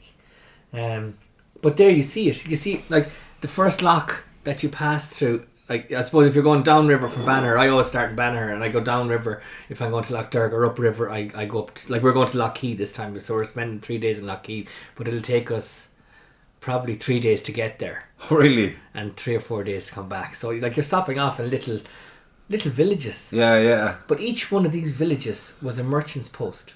Alright. Okay, so you have a little harbour there, and you would have a connection then to the hinterland. Shannon Bridge would be probably 5 miles due north of Banagher. Now, Shannon, it's just, you're on the Shannon and it's just a little turn right, and inside there, that's the gateway to Dublin by canal. Cool. So what you have there is, or what you had there back in the 1800s, this was all 1800s, because all the locks they were all Victorian locks, so they were all built in the mid 1800s. When they ripped down the woods, is it? Well, like, the Irish person, the navvy was just, he dug the canal. And getting back to the famine, the whole reason for the famine was that our Great Britain or England took every beast, every grain. They raped the fucking They raped country. Ireland. Mm. And I sometimes think they still run the show. They do, of course. But we had the best canal system in Europe. We had the best rail system in Europe. Every major town in this country was accessible by rail. Through the Why were the Irish so hated? We were easy. We weren't hated. It was kind of, we're a placid race of people. Until we weren't. Well, we had enough. But, like, after how many failed rebellions was there? And the problem is with the Ireland, there was always a snitch.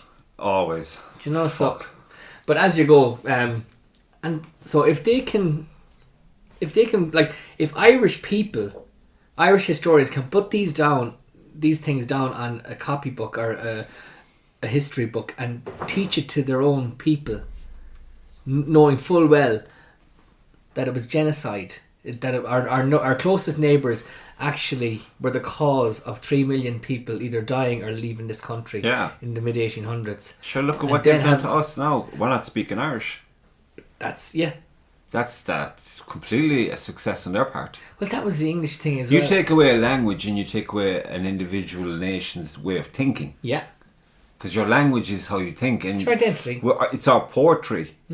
We speak in poetry, like. And then you dream in poetry. And then you are ambitious. But that's colonisation. Yeah. Like, with colonisation comes with... They're there, like... They will call it colonisation, but they're into rape your land. Yeah, 100%. To take everything out of it. Maximise benefits. Yeah. But what they did then when the 1600s was, they went in and they planted the seed in the north. So they went in and they They brought over the Gallo glasses and the Protestants from Scotland and the Presbyterians, and they gave them land up in Northern Ireland, so that they wanted to establish the Protestant religion in the country, so they bred it into us. And that filtered down south as well. So it's just, how would you say, the normal English person is a lovely person, but when you strip it back and when you go back to the establishment, they're disgusting. Sure, the Yanks are terrible. They're the only real terrorist left. But like the Americans is like, say you've two cheeks of the one arse. You have the French cheek and you have the English cheek. That's a Yank. Yeah. That's it. But look, it's again, you have to make your decision. Do I want to have my life, or do I want to be a blink? Well, yeah, in a fucking situation that'll never fucking benefit anyone. So it's like, what do you do now? Like, if you're armed with all this knowledge, well, hopefully you can sidestep the progress of the shitty part of things to a place where it's not so shitty, and just keep ahead of it. Just get a gypsy soul. Yeah. Like fucking, what's his name? The guy who wrote Ulysses. Joyce. That guy. Maybe that's why he was fucked in the head, because he had no roots really. Moved so many times, like. Yeah, he died. The kids had a terrible fucking end, the two of them. The daughter and the son. Because they didn't have any fucking... They didn't belong anywhere. And their mother and father were so fucking crazy. They didn't have a mother and father, really. Do you know what I mean? They didn't really have a mother and father, like. So you look at, right, so going back to Joyce, right, and Joyce, and like, that time, like, I suppose you had, Wilde was dead, or I'm not sure. So you had all this aristocracy. Yeah. And you look at David Norris now. He's that aristocracy. But were they challenged sexually? Like, was it all to do with I don't know, like... Look, we're only monkeys pretending to be something we're truly not. Yeah, but you wear clothes and all that jazz, but you're still a fucking beast. There's an undertow, right? The beast. There's an undercurrent in this establishment in Britain, right? And it all links back to paedophilia, I believe, and deviance. So, like, you had Ted Heath, the former Prime Minister in England, back in the 70s, known as a murdering paedophile. Did Hugh Grant do a movie about him? I don't know. But he was evil. Yeah. And I think he used to bring young boys out in his boat and do terrible things to them and just murder them there and just throw them overboard. And that's widely... It's widely spoken about. I'm not sure it's documented, but he was like... Sure, look this is the history of it. But that's the establishment. And look who they had in their fold, that fucking Jim and Fix-It guy. He's just as bad. But he was... Same animal. Same thing. Same thing. And that's the undercurrent. That's the filth that the establishment is built on. And that's where I come from. Like, that's where I... Like, a disconnect from humanity. It's totally unbelievable. Like, say, if you bring in Mrs. Bloggs from down the road and just sit her down and have a cup of tea and just say these things to her, she'd call you a head case. Yeah, and how dare you talk to church? Yeah, and how dare you talk about these people? Like, these were the leaders of countries. I go back to the media, the number one enemy from these people, because it's their fucking mouthpiece. Well, it's their spins. Like, that was like, if you own the media, you own the people. That's 100%, because it's repetition. Yeah, you repeat a good fucking, charming individual, blah blah blah. You heard so many times, he's a charming guy. Did you meet him? No. Yeah. Did you hear about? Nah, that's crazy. He's charming. Yeah. No, he's not. He's a fucking animal. He needs to be put down. My daughter come home from school a couple of months ago, and we were just sitting down having a chat, and next thing something came up about Trump, and I was like, Trump? Oh, he's so bad. Yeah. He's so bad. And this was a 10-year-old child. And it's all, he's so bad. And but then on the other hand, you had people up in Carlingford, Louth, County Louth, when Biden came with his son, his paedophile son. Oh, here's me talking, I just say paedophile an awful lot. Yeah. And the Irish people going like 3 and 4 deep out to shake his hand. Same with Obama. Yeah. Obama had the highest kill rate than any president ever. He dropped the most bombs. It's like, there's look, you could go on, but you have to divorce yourself from it. Because you have to acknowledge the reality of your situation. And your situation is this. You're a good guy in a shitty time. Yeah. Just trying to fucking do your thing. And this stuff is like, the more you consume, it's like it's all negative. Your goodness isn't affecting their badness. But Yeah. their badness is affecting your goodness in time. Absolutely. So what I see is, I dismiss it. I know it's there. It's very important to know it's there, and you have to believe. You like I'll read a thing or I'll see a thing and I'll say that's bullshit. Then I'll have to go through 50 other different separate fucking things on the same topic, and then I'll make up my own mind. Mm-hmm. And then if I'm still thinking that's whatever, if I'm still thinking the same, I'm gonna go out of my way to find a different perspective. So I'm absolutely sure that the information I'm getting isn't coming from the one machine, if you know what I mean. Yes, and it works both ways. 100%. So you have to be very careful. Question everything, but be objective and just have your look at. There's an old saying, and that my father said to me, and I think it's brilliant. It's just about the imperial measurements, like if you think by the inch, talk by the yard, you should be moved by the foot. So it's all about listen. Be observant. Don't shout your mouth off. Sometimes you have to shout your mouth Well, off. Wake someone up. But if Michael you're right, Collins comes to mind. they're all stooges. They are, of course they are. They're all anyone who's under this delusion of power or power grabbing, they are all playing the game. They're all actors. But at the same time, like I said, I don't need this fucking on my shoulder. Oh no. I look at the situation. Is there a how would you say it? Is there a group of people or something that I can just join in opposition to this? There's not. Nothing that I can trust. Okay, that's that gone. Is there something I can do as an individual against this? Nope. Okay. What can I do?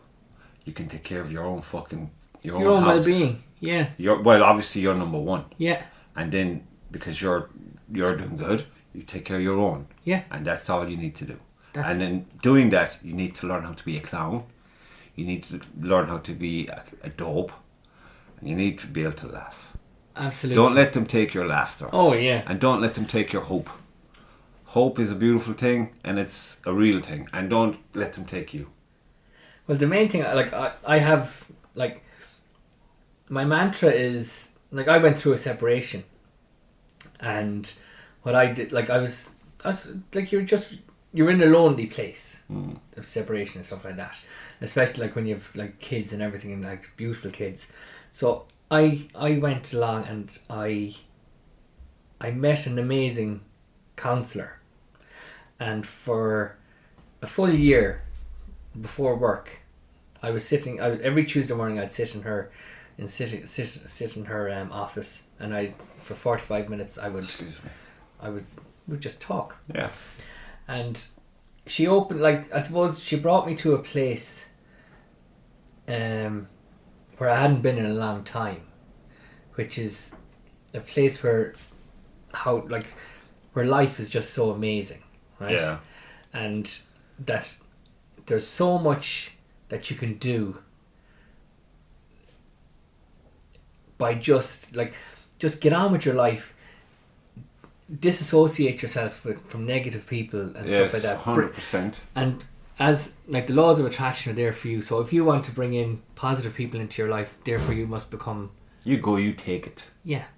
And you don't ask for it, you don't beg for it, you go, you take it. You take it. So now that you mentioned that, I was listening to this cool psychologist, whatever his name is, and he said that it's a fact that if you go and do something completely brand new, like take up a new hobby that you've never done it before, it doesn't matter what it is, how small, how big, how in between, you just go and you do it. You rewire your brain. Mm-hmm. And it fires off all kinds of new things, and in turn you become a completely different person.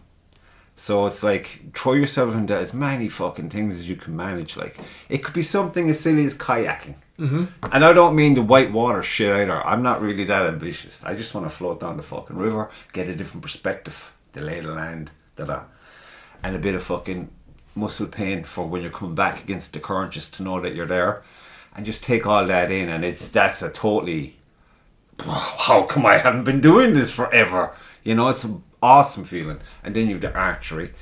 The way these things spill into your everyday, mm-hmm. where you might have before been lazy about something because like, oh, it's a bit monotonous now and blah. But then this shit it'll just spill over into that, and you're like, da da da da da. You have a totally new energy and a new approach. And it's like, so every time the lull comes, unless there's something productive coming out of that, you got to find something that says, Dad, I'll do that.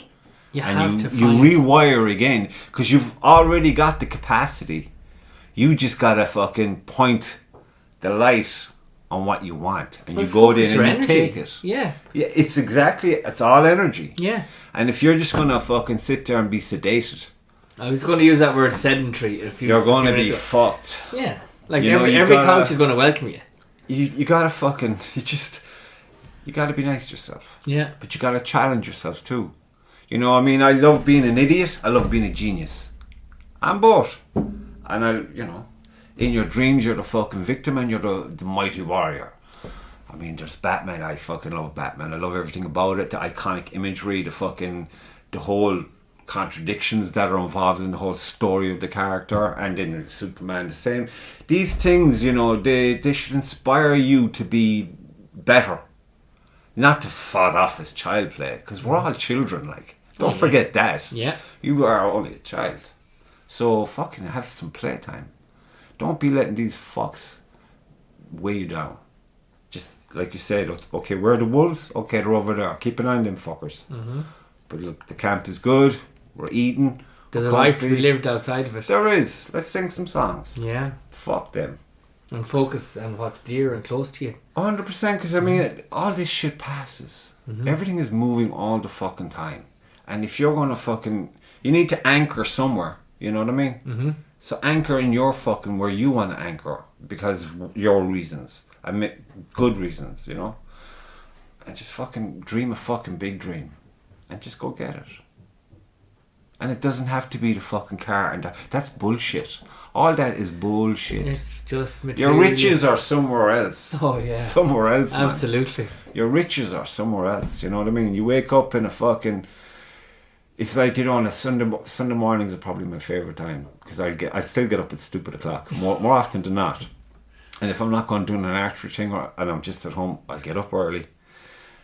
I won't have to wake anyone up until like 9 o'clock. So I'm just there. I might have 3 fucking mugs of coffee. Me and the dogs out in the back porch kind of area, looking at the overgrown grass, looking and listening to all the birds, smoking my cigarette. And if I get bored, then I might watch some fucking funny videos of people falling off horses, people having accidents. Sometimes you laugh out loud and you're like, I'm a bad person, but it's so funny. Mm-hmm. And that's then you'll have the music part. It's nearly like there's a sequence of events that are guaranteed in those couple of hours in the morning. Yeah.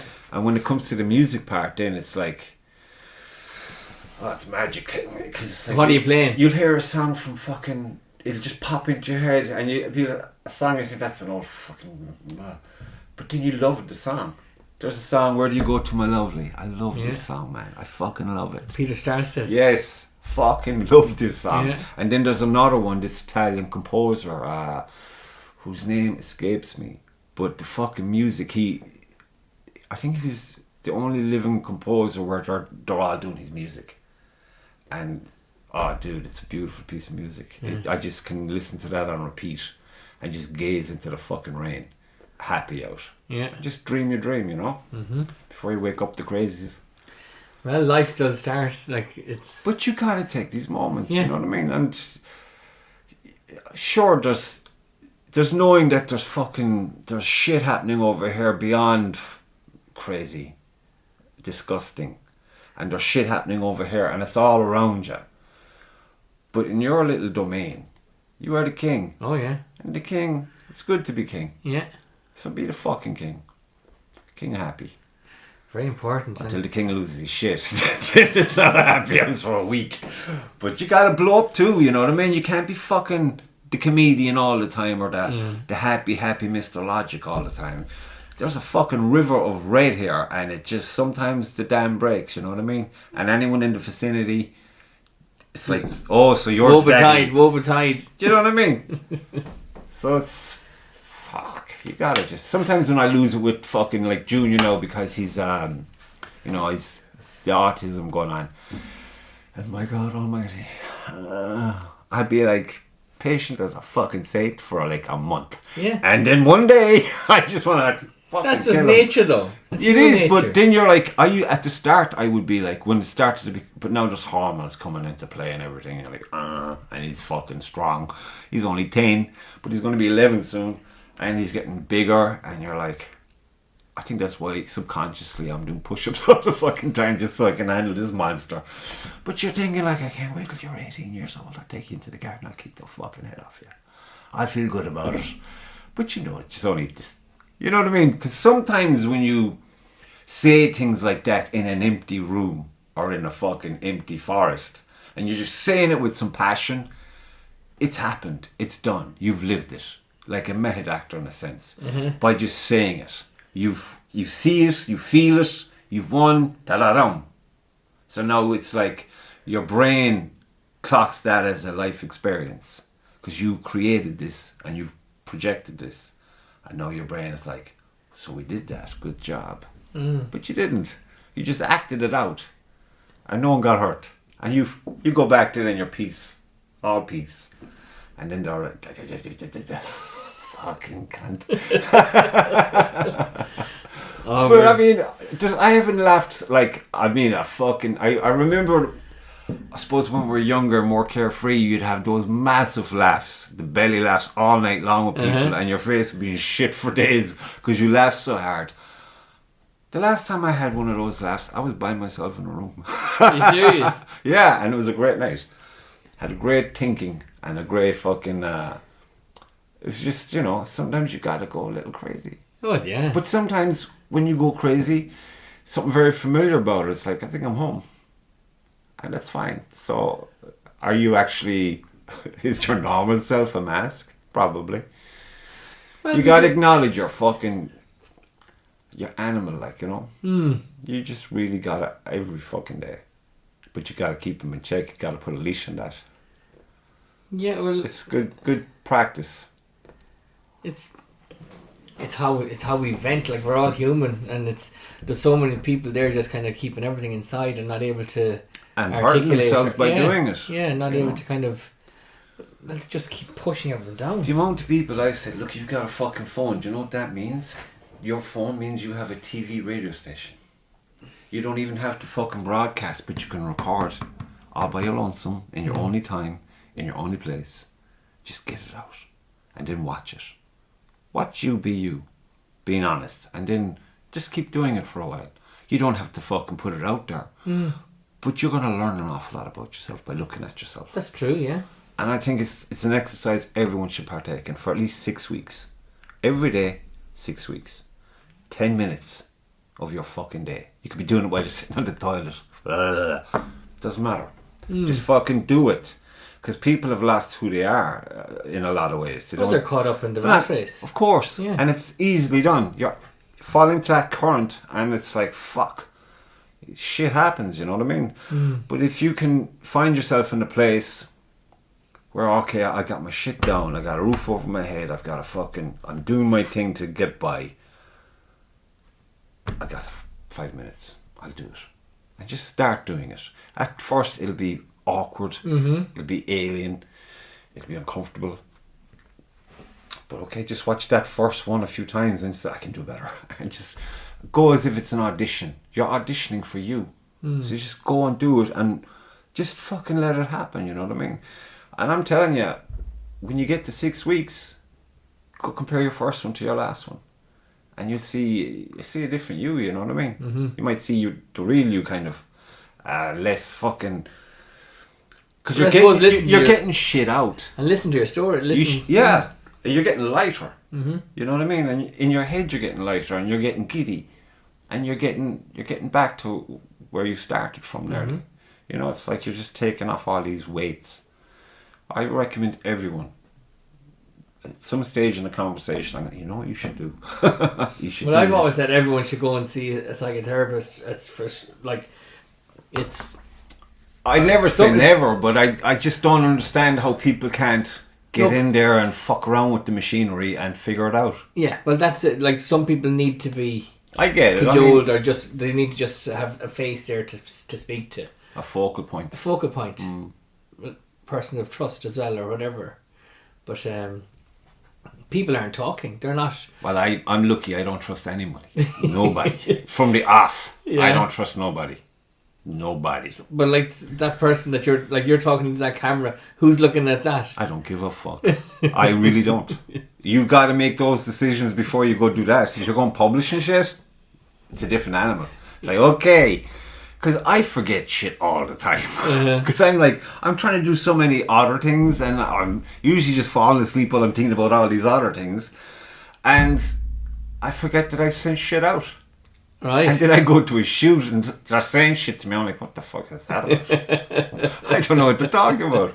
And then it clicks later on, and then I'm laughing to myself. Yeah. And I'm like, fuck it. What are you going to do? Yeah. Fuck it. That's it. I'm here and now. Yeah. That's all I'm interested in. Here and now. You know? So it's, I can't but tell people this is definitely something you should do. Just for you. Just a gift of you to you. Yeah. Just give it a go. What have you got to lose? Delete it when you're finished after you're watching it if you want. Just do it again and again and again and again. But do it. Just fucking step outside your comfort zone. That's a fact. That's all it is. It's good. It sounds like it's a great idea. That's all it is. It's, you know, there's a fun to be had about it. You know what I mean? Well, it's a bit of self. It's a slap in the face. Stop being so serious. Don't be so silly. There are times for everything, you know what I mean? And it's like you read a room or whatever and you just tune in and that's the frequency for that particular thing that you have. It'll fit right in there. You're a DJ kind of, you know, okay, this should bring them up, this should bring them down, this should bring them around, this should bring them together. At the end. So it's about being aware, isn't it? Yeah. And it all starts with you. You're that circle, like. So... Well, you're the most important person. 100%. And it's not fucking, you know, these goals. Oh, you're a narcissist. Oh, what? Shut the fuck up, you idiot. You know, you can never apologise to the idiots. The minute you start doing that, you better be fucking willing to annihilate a field of fucking loons. Oh, yeah. Because that's what you're going to have to do. Well, all they do is weaponise words. That's all. And words they don't even fucking comprehend the meaning of. You know, and they thread them together then and they're making these spells, throwing them at you, and you're like, gotta kill some of these people. I just gotta go crazy. They just drain me. They can be a drain. That's why I'm abrupt with people sometimes. Because it's like, in the first sentence, it's like I've gone into the future and I've seen where this conversation is going. You're in or you're out. And I gotta go, fuck off, you cunt. Yeah. Or something to that effect. Yeah. Or you can look at someone a particular way because you get a read, a vibe, and you can just, and they're like, "Oi!" Yeah, and it's just like, get away from me. He's fucking weird, that guy. Yeah. I'll settle for that. That's fine as long as but you're not in my space. You have that feeling, and like you can feel a person's energy. Trust it. Yeah. Trust your feeling. But fuck's sake, tune into yourself. You know what I mean? It's all about energy and frequencies. Yeah, I'm big on like frequencies. Dude, I have so many things earmarked for my fucking undivided attention. I keep getting distracted, running off. Oh, look at this fucking shark. Oh my God, how could he do that? Stupid shit. And then you're wondering, why am I fucking looking at this shit? Why? It freaks me out, like, you know what I mean? And then I start, what was I looking at recently? Fucking killer whales. Because of all this fucking, they're attacking boats. Yeah, and the kayakers. It's not only kayakers, right? It's fucking yachts and everything now. Oh, right. Dude, it's gone fucking, they're organised fuckers, man. And now there's a new, because of the fuckery of man, there's a new kind of behaviour after coming across the species. And it's, we don't fucking belong there, okay?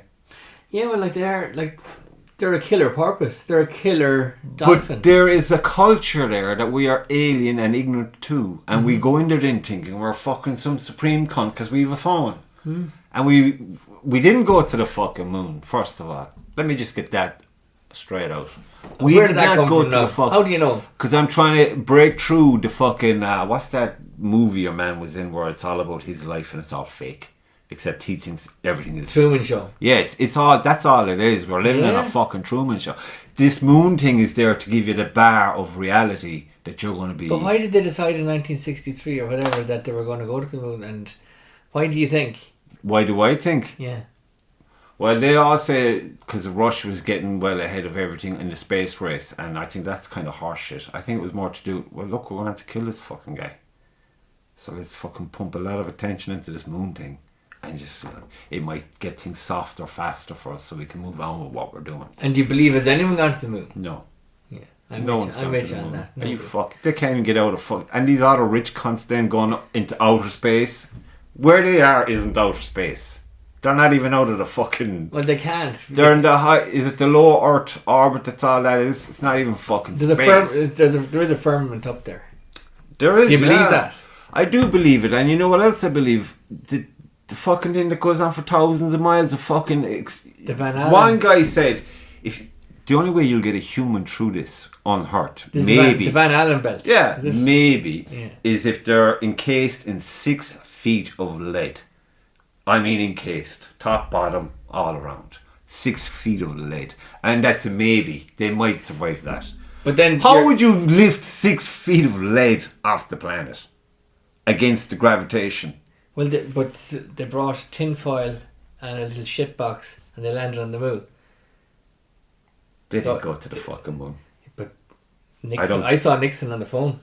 Oh. Nixon was on the phone. I can't even get a phone call proper reception at times here. Yeah. Today. 2024 with a smart fucking phone. Yeah, he picked it up. He picked it up. He did what he was told. Yeah. End of. And look what they did to him.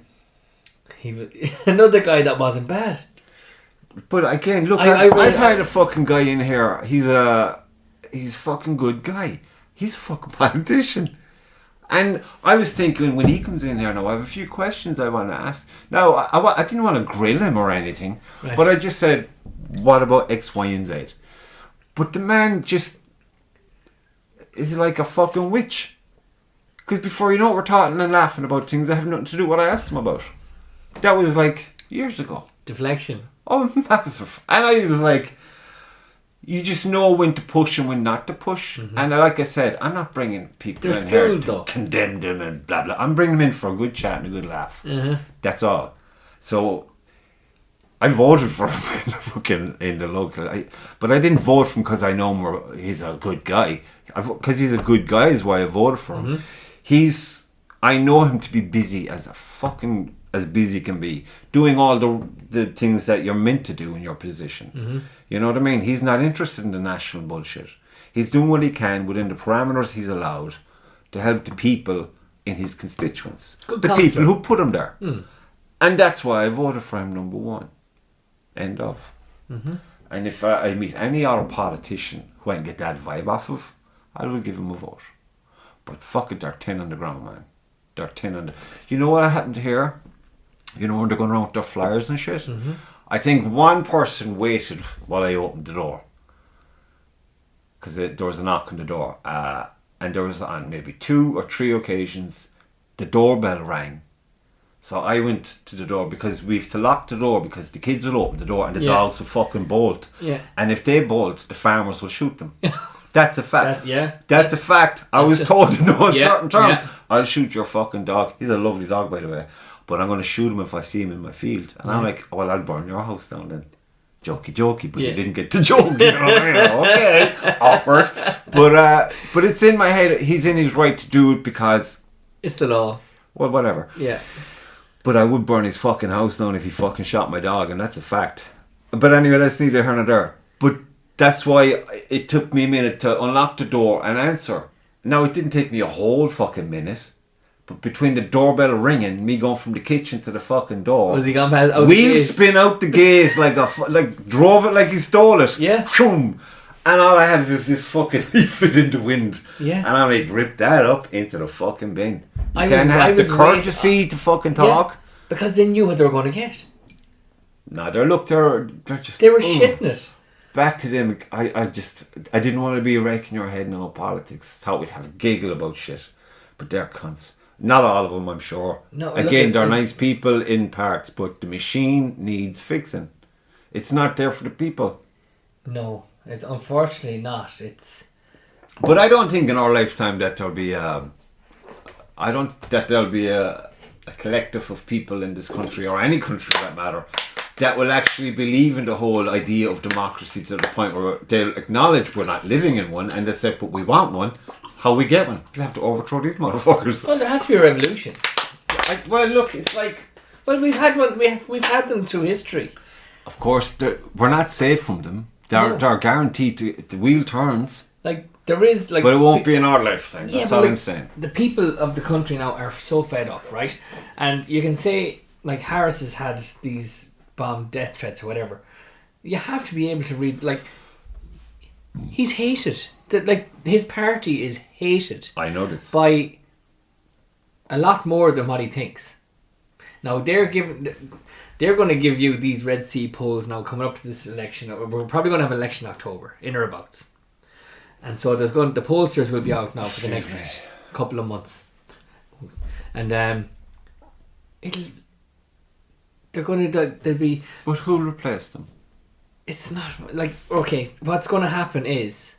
If reform in the UK actually does very, very good, and they're polling very, very high at the minute. Can you trust the polls? Well, I would, whatever they're polling, I would add another 5-10%. That's how much I would trust that, because it's such a swing to the right. Well, it did so well for what's her name, Clinton. She was winning, like, in her head because of the polls. Hillary Clinton. Yeah, but like she buried. See, she like Biden's team knew what was coming, so they could put in the machines. Yes, and fake everything. Fake everything. Like, it was just the biggest fraud like ever, and just buy media, and that was it. And they had every governor paid off. Oh yeah. You know, like it's the whole thing just stinks. Like there's actually video footage of. I've seen that? I've seen 2 videos of this thing now. Of all the votes coming in after everyone has gone, like 2 or 3 people were hanging back, and all these hundreds of ballots. What about the one where the van with all the ballots in it just left somewhere, and a fucking off-duty guard or cop was, I suppose they just wanted it removed from the premises of whoever was there or whatever, and accidentally found that it was full of all these fucking uncounted ballots. Unbelievable. But like, how can you... They kill presidents, buddy. Oh yeah, only the good ones. Like, there's been this is nothing. This is a walk in the park. What was it? Three good presidents have been assassinated? Lincoln, JFK, and is it... Oh, who's the other guy? Johnson, is it? Back in the late 1800s. He tried to stop the Fed. Oh yes. What about this? Did you ever hear about the story about the Titanic? Yeah. Do you know about this? These things that were said, the people who were booked on and then last minute Astor and stood off. Yeah, Astor. And then the guy that was going on, that was left on it, was the only one that was opposing. There was two guys opposed it. And one of them was on the Titanic when it went down. 2 of them. Were the 2 of them on it? 2 of them. Astor. See, I keep forgetting shit, man. Yeah. But I'd be looking at that one in the movie. JP Morgan was supposed to travel that morning and he backed out. Really? Yeah. And it's snakes by. It was a bomb. There was no iceberg. Like, they've always disputed that there was never any iceberg seen that far south. Yeah. It was a bomb. Fuck's sake. because them two were opposing the Senate of the Fed. Have you watched or have you listened to G. Edward Robinson's book, The Creature of Jekyll Island? No. Unbelievable. But believable, because it's true. Yeah. And it's how the Fed was started. I was watching a documentary about how the Fed was started, and that's where the whole Titanic thing came into it. Oh yeah, it's all linked. Everything that's happening now is all linked back to the Fed as well. It's like you had... So the mafia are now the government, really? Well, you had the Rothschilds. It all went back to Mayor Rothschild back in the... Was it 1700s in I started Vienna? watching a thing about this lad. And he sent his sons to all the capitals. Yeah, Vienna, London, Paris, and I think it was 3. Berlin, no? So it was something like that. So what they could do was... Why is it 3 sons? They could wire money. Yeah. And that's what it was all about. It was... Because one of them was under... The bank was going to fail, but the brother's bank in another country, maybe the English one, wired the money over to save the bank from closing. Yeah. Keep it in the family or whatever. And one of them did. But they're all clever bastards. Well, and the way they tell this story, it's like self-preservation more than that developed into opportunist. Well, they were like Jews. With the wars and they stuff. were Jews. Play both sides. Well, they financed every war since Napoleon. So, and that's a fact. They saved France, didn't they, at one stage? Well, by financing... No, hang on. The French Revolution, like, I don't know, when was Napoleon was 18... When was Waterloo? 1801, was it? Or 1805? Something like that. But it was 1763 or something that Mayor Rothschild started off. Well, it was one of his sons now, I think, that I'm thinking of. He was after passing on. Lately? No, the guy who started all this fucking Rothschild business, banking. Yeah, Mayor. It starts with him. Yeah. Well, he has 3 sons. Yeah, it was one of the sons. I don't know which one. Where down the bloodline this is now, because they mentioned that JP. Well, JP Morgan, yeah. When he came into the fray, and he went to pay. He paid the fucking debt of the French government or something, and they still lost something. Some war, lost a lot of land. Okay. And then, but he was already on the radar now, so he was on his way up, because he made money back later on, because the French, they were good to their word. They still paid him back all this fucking ridiculous Well, it's the same money. thing. It's the same thing. What happened here in 2008 or 2007, 2008 Black Friday. Like, the taxpayer went in and bailed the banks out. We, like, instead of letting the banks go to the wall. Yeah. Like, when you listen or when you watch or when you read the... I was absent for those years. No, but the Creature of Jekyll Island, it tells you about how banks work. And you want to buy a house, you have to have a certain deposit, like say 10 or 20%, right? So on 100 grand, you need to have 20,000, okay, in that bank. So when you go in and you look for 100,000, the bank doesn't have 100,000.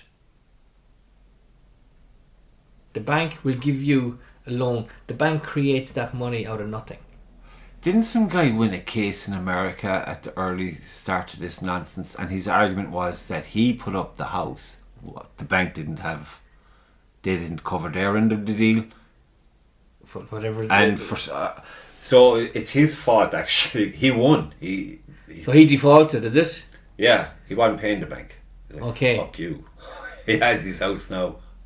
It's mine. And you come on my property, I'm going to shoot you or something. But then it goes to the court, and they were all doing of course, the bank came in with the best of the best. But his simple fucking fact was the bank didn't have what they said they had. Okay. And he could prove it, because they didn't realise they were walking into his trap. The question was put to them, they said, well, no, this is not how we work. What? That's illegal. So he got a straight judge. Lucky that him. was the last one, I'd say. Lucky him, wasn't it? But I don't know, look, it's like I said, it's like, what can you believe anymore? Even in the history books, what can you fucking believe? Well, the truth is always there. Truth always comes out, but it doesn't come out in a fully formed start, middle and end story. But it's there. Intact. It's there. It's a fucking jigsaw puzzle. Well, you have to go through... Indiana Jones would struggle to find it. Like you're going through, what do you call it, a field through of rushes trying to find this truth, but it's there. And once you find it, it all makes sense. That's Then you get assassinated. Well, look at Julian Assange. Like, he's only released. The only reason he got released was he had to commit, or he had to admit to a crime, which he never committed. He can't be. I mean, it blows my mind. How can he be done for treason? He's not even American. Well, he's sweet. He's an Australian. Australian, yeah. Yeah. It's like, but see, that's it. If they want to get there are obviously terms and conditions, like future publications will be, you can't do this, you can't do that. But yeah, absolutely. But legend of a man, and like he's held his head high. I was only watching, it came up in a reel earlier on. He was giving a speech. I don't know when he was giving the speech. Who's this now? Assange? Yeah, no, I don't know. I don't think it was recent. But he's giving the speech about war criminals, and he was saying journalists are the biggest war criminals. Absolutely. In our time. Well, they're pulling the strings. See how quiet they all went when he started getting the shit, like. Oh yeah. They hung him out to dry. That's what I mean. Whereas the Veronica Guerins of our time, there are none. Yeah. None. But sure, Jill Dando, another beautiful person. Remember, Jill Dando was killed on her doorstep in London. Jill Dando was a BBC journalist, and she was out in the boys as well. The pedos, like these, all the good people are taken out, and it's down as like a warning. Yeah, but like Lennon was taken out, and like these are all random hits. Like, or seemingly. But like Lennon was taken out because Lennon hadn't spoken to McCartney for years. Mm. Like McCartney he's a nasty bastard. Really? Yeah. Don't say that. I was listening to their last song recently. Right, they reckon he was killed in a car crash. Oh, I heard this one, yeah. But they say that about so many of these pop stars. They say a lot. Do you know, and do you think that is it all untrue? See, when I'm reading and watching all these things, I'm there with my popcorn. I'm like, this is great. Because there's no good movies anymore. So this is my entertainment. That's all I see it as. But like when you keep reading about stuff, and when you keep reading of what Hollywood is all about and the movies, it's everything that you think the world works this way. But it isn't. It's absolutely propaganda machine. That's why Hitler wanted Hollywood, but he settled for Paris because of the fashion industry. He thought it would be like a watered down version of Hollywood because it had such a hold of the mind internationally. Who's this Hitler? Hitler, yeah. He wanted Hollywood. He tried to get in there through Charlie Chaplin, but that didn't. Another paedophile.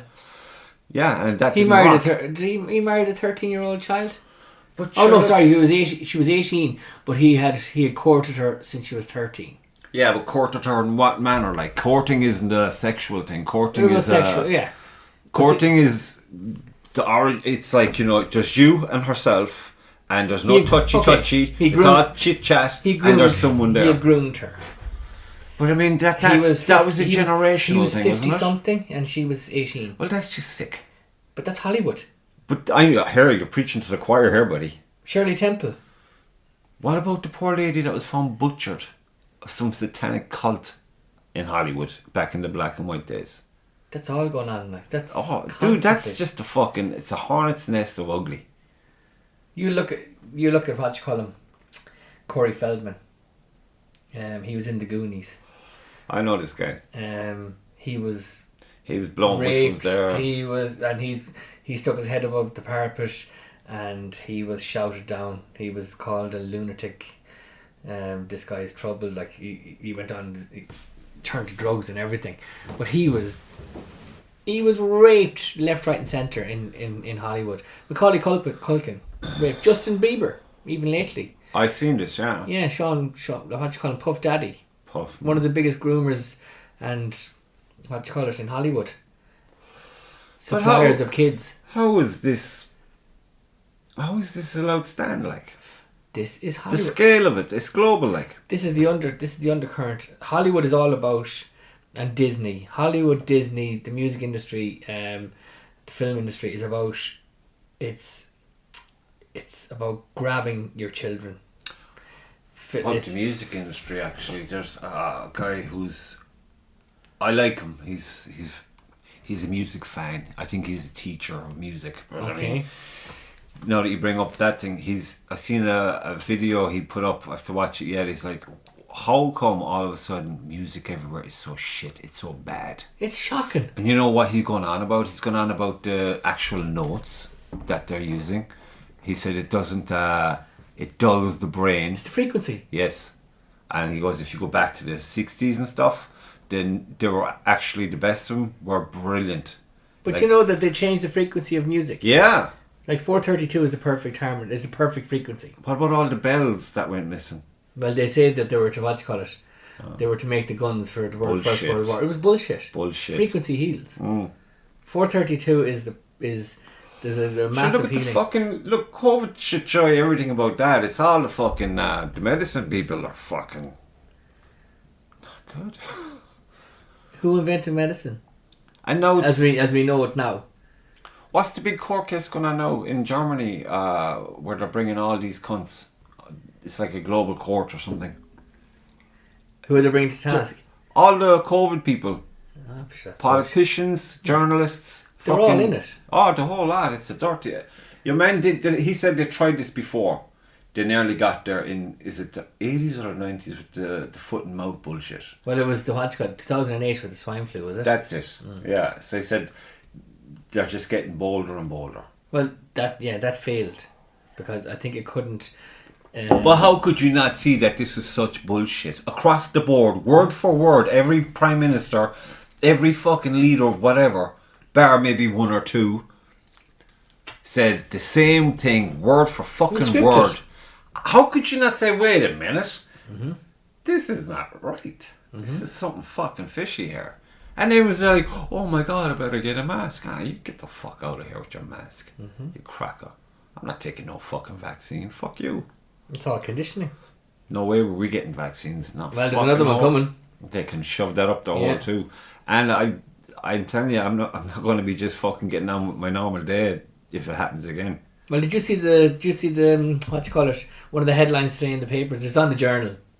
I saw it on Twitter this morning. It said COVID cases up by 60%. And nothing about the fucking court cases, about the fucking the jabs and all that shit. No. There's nothing about the what you call it, signing away our sovereignty last night at 9:45. I say nothing. They voted. I give no permission. I don't give a fuck what criminals do in their own time is their own business. Yeah, but it's going to affect us and it's affecting our children because we've given control of our borders to the EU officially. We cannot turn around to the EU now and say this isn't right. In all fairness, they were doing a bang up job all by themselves. But we had a veto. We could have we had an opt out. Denmark did. Yeah, but we're not Denmark. No, we're just, we have our paid shills who are just singing from Klaus's. We've been sold down river a long time ago. Yeah. A long time ago. That's why I get so fucking annoyed when I hear this fighting Irish crap. Yeah. What are you fighting for? Where are you fighting? Because I don't see it. No. Well, like you have some good guys out there at the minute that are rough, that are, what you call it, they're like Gavin Pepper. You have these guys up in Dublin who have been called far right lunatics. Far right in Ireland doesn't exist. No. Right, there is fucking opportunists from abroad, we'll say. Well, opportunists, right? Do you know how much the government have spent in the first 3 months of the year housing, what do you call them, fake UGs? How much? I think it's close to $250 million. Banty McEnany, but why? Why though? Why is this? Why are they coming in? That's irrelevant. They're actually irrelevant in all of this.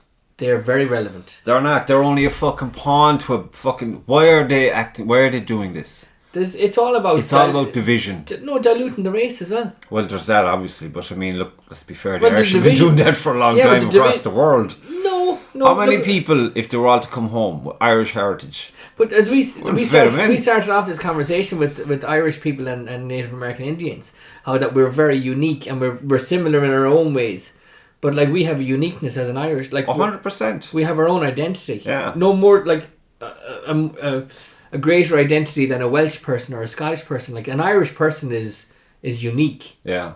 In his own way. So if you keep bringing in people from... But have you not noticed Sorry not to keep interrupting you. But when you have, you've Chinatown, you've Poland Town, these people, for the most part, always stay within their own community. You go to England, for example, it's just fucking different blocks of ethnic groups, but they're seldom fucking intermarrying and all of that jazz. They're very much, they have their own heritages that are like the law to them. Yeah, but like if they stay together. Yeah, but if you bring in, like you mentioned Polish, right?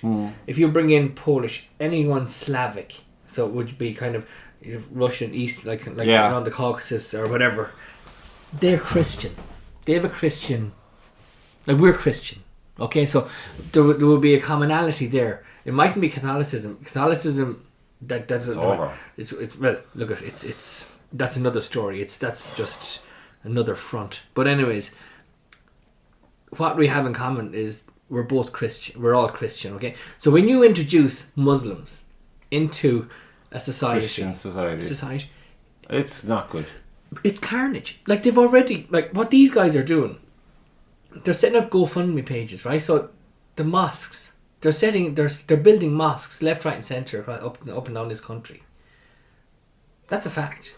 But if there's a war, there's a war. But it's going to get to a stage when it's too late, because at the minute, well, if there's a war, it definitely is too late. It boils back to mathematics, right? So the human reproduction to keep the population going. Remember, you have 2.1 children. That was we're running at 1.6. But there's already a deficit globally on the whole replacement generation, and they're talking like there's no overpopulation. If anything, there is with Muslims. They're regenerating over 2. So the actual maths in England is by 2050, it's going to be. That's in England. How many brothers and sisters do you have? How many? It doesn't make any difference. But the maths are there. How many do you have though? I have 3 brothers, 2 sisters. I have 5 brothers. I have 5 sisters. And how many kids? How many nieces and nephews have you? Lots. Okay, bring that now to now. Okay, the couples now with the vaccine is like there's more stillbirths, there's more miscarriages and everything, right? So, and plus the foods that we're eating, the sperm count has dropped dramatically since 1970s. So this is all a factor. So this is why we're at 1.6 and we're going down. Okay, and that's data that's there. You can get that data any day. I heard one lad say in 10 years time China's going to have a fucking nobody to work. But China, how many people do the Chinese have? I don't know. I don't believe anything. Like I don't believe it either. Well, anything that the West says about China, I take with a pinch of salt. One grain of salt. Yeah, because you know what? If Putin does decide to say, "I've had enough of this shit, all these embargoes," and that there's American troops, British troops on the ground in Ukraine, Putin's going to go, "Fuck it, this we have to act." He's going to be backed into a corner. China are going to go in with Putin. And Korea. North Korea. Yeah, and why shouldn't they? And who else? But who else is in BRICS? Yeah. It's not even going to be a war. Yeah. It'll be fast, furious, and quick. Yeah. Like India, I think India has the 3rd or 4th biggest army in the world. You know what I mean? Like there's 1 billion in India. So there's a lot of denial going on with the big players, isn't there? They're like peacocks just going around. But but at the end of the day, I still have to acknowledge that you and I, no matter what we consume online or in the real world media, whatever you want to call it, you're not getting any fucking truth. You're merely being fucking you're being, where's the card? That kind of shit. That's what you're getting. Distract the fuck. You're not getting an ounce of the facts. We're getting I don't believe. Well, as a lay person, is it? Anybody. I've been listening to some. No, like you said, a lot of the politicians are handpicked and placed and put in a position just to do as they're fucking told. Yeah, but look at you. You have to look at. Right. You have to go back. Like, it's cause and effect. Like, you have to go back and see where the history is with Ukraine, right? The Ukrainians had a regiment in Hitler's army, in the German army, that were more Nazi than the actual Germans. Like Bandera was their hero for years. Murderous bad motherfucker, right? And this is the guy that they stand up. This is their hero, and like a lot of the Ukrainian. But how many soldiers, Ukrainian soldiers are left? Well, they're in the meat grinder now. And Russia hasn't even really flexed yet. No. Not even a little bit, I'd say. No. They were just saying, look, we've lots of shit here, can we get rid of that? Well, they're putting in granddads now, and what you call it? They're putting no, I won't say it. Well, they're supposedly be putting in Down syndrome, like just everything. And it's on video. It sounds to me more like a fucking cleansing situation than a war situation. Well, it's a laundry situation. Yeah. Well, it's a lot of things, but what it definitely isn't is what we believe a war to be. Well, it's under the guise of a war. At the start They're doing all this nonsense. At the start of the campaign, one of their ministers was stopped going across the Hungarian border with $10 million in briefcases, himself and his wife. And that wasn't in, that's all there. It's all written down. It's all on paper. Follow the money. If you follow the money. Yeah. You look at the arms that are being sold, it's ridiculous. The Americans, what are they, 24 trillion in debt, but yet they keep going back to the Federal Reserve. The magic fountain. The magic, like the fiver tree down the garden, or the tenner tree, and they look for 65 billion to give to a gay comedian, right? Well, to channel to a gay comedian, and it's not. All it's doing is they're keeping their arms companies making busy. arms. Sure. How old is America? I heard a fucking weird one, and I said that can't be true. It's like we'll say, oh, this is America Incorporated. Yeah.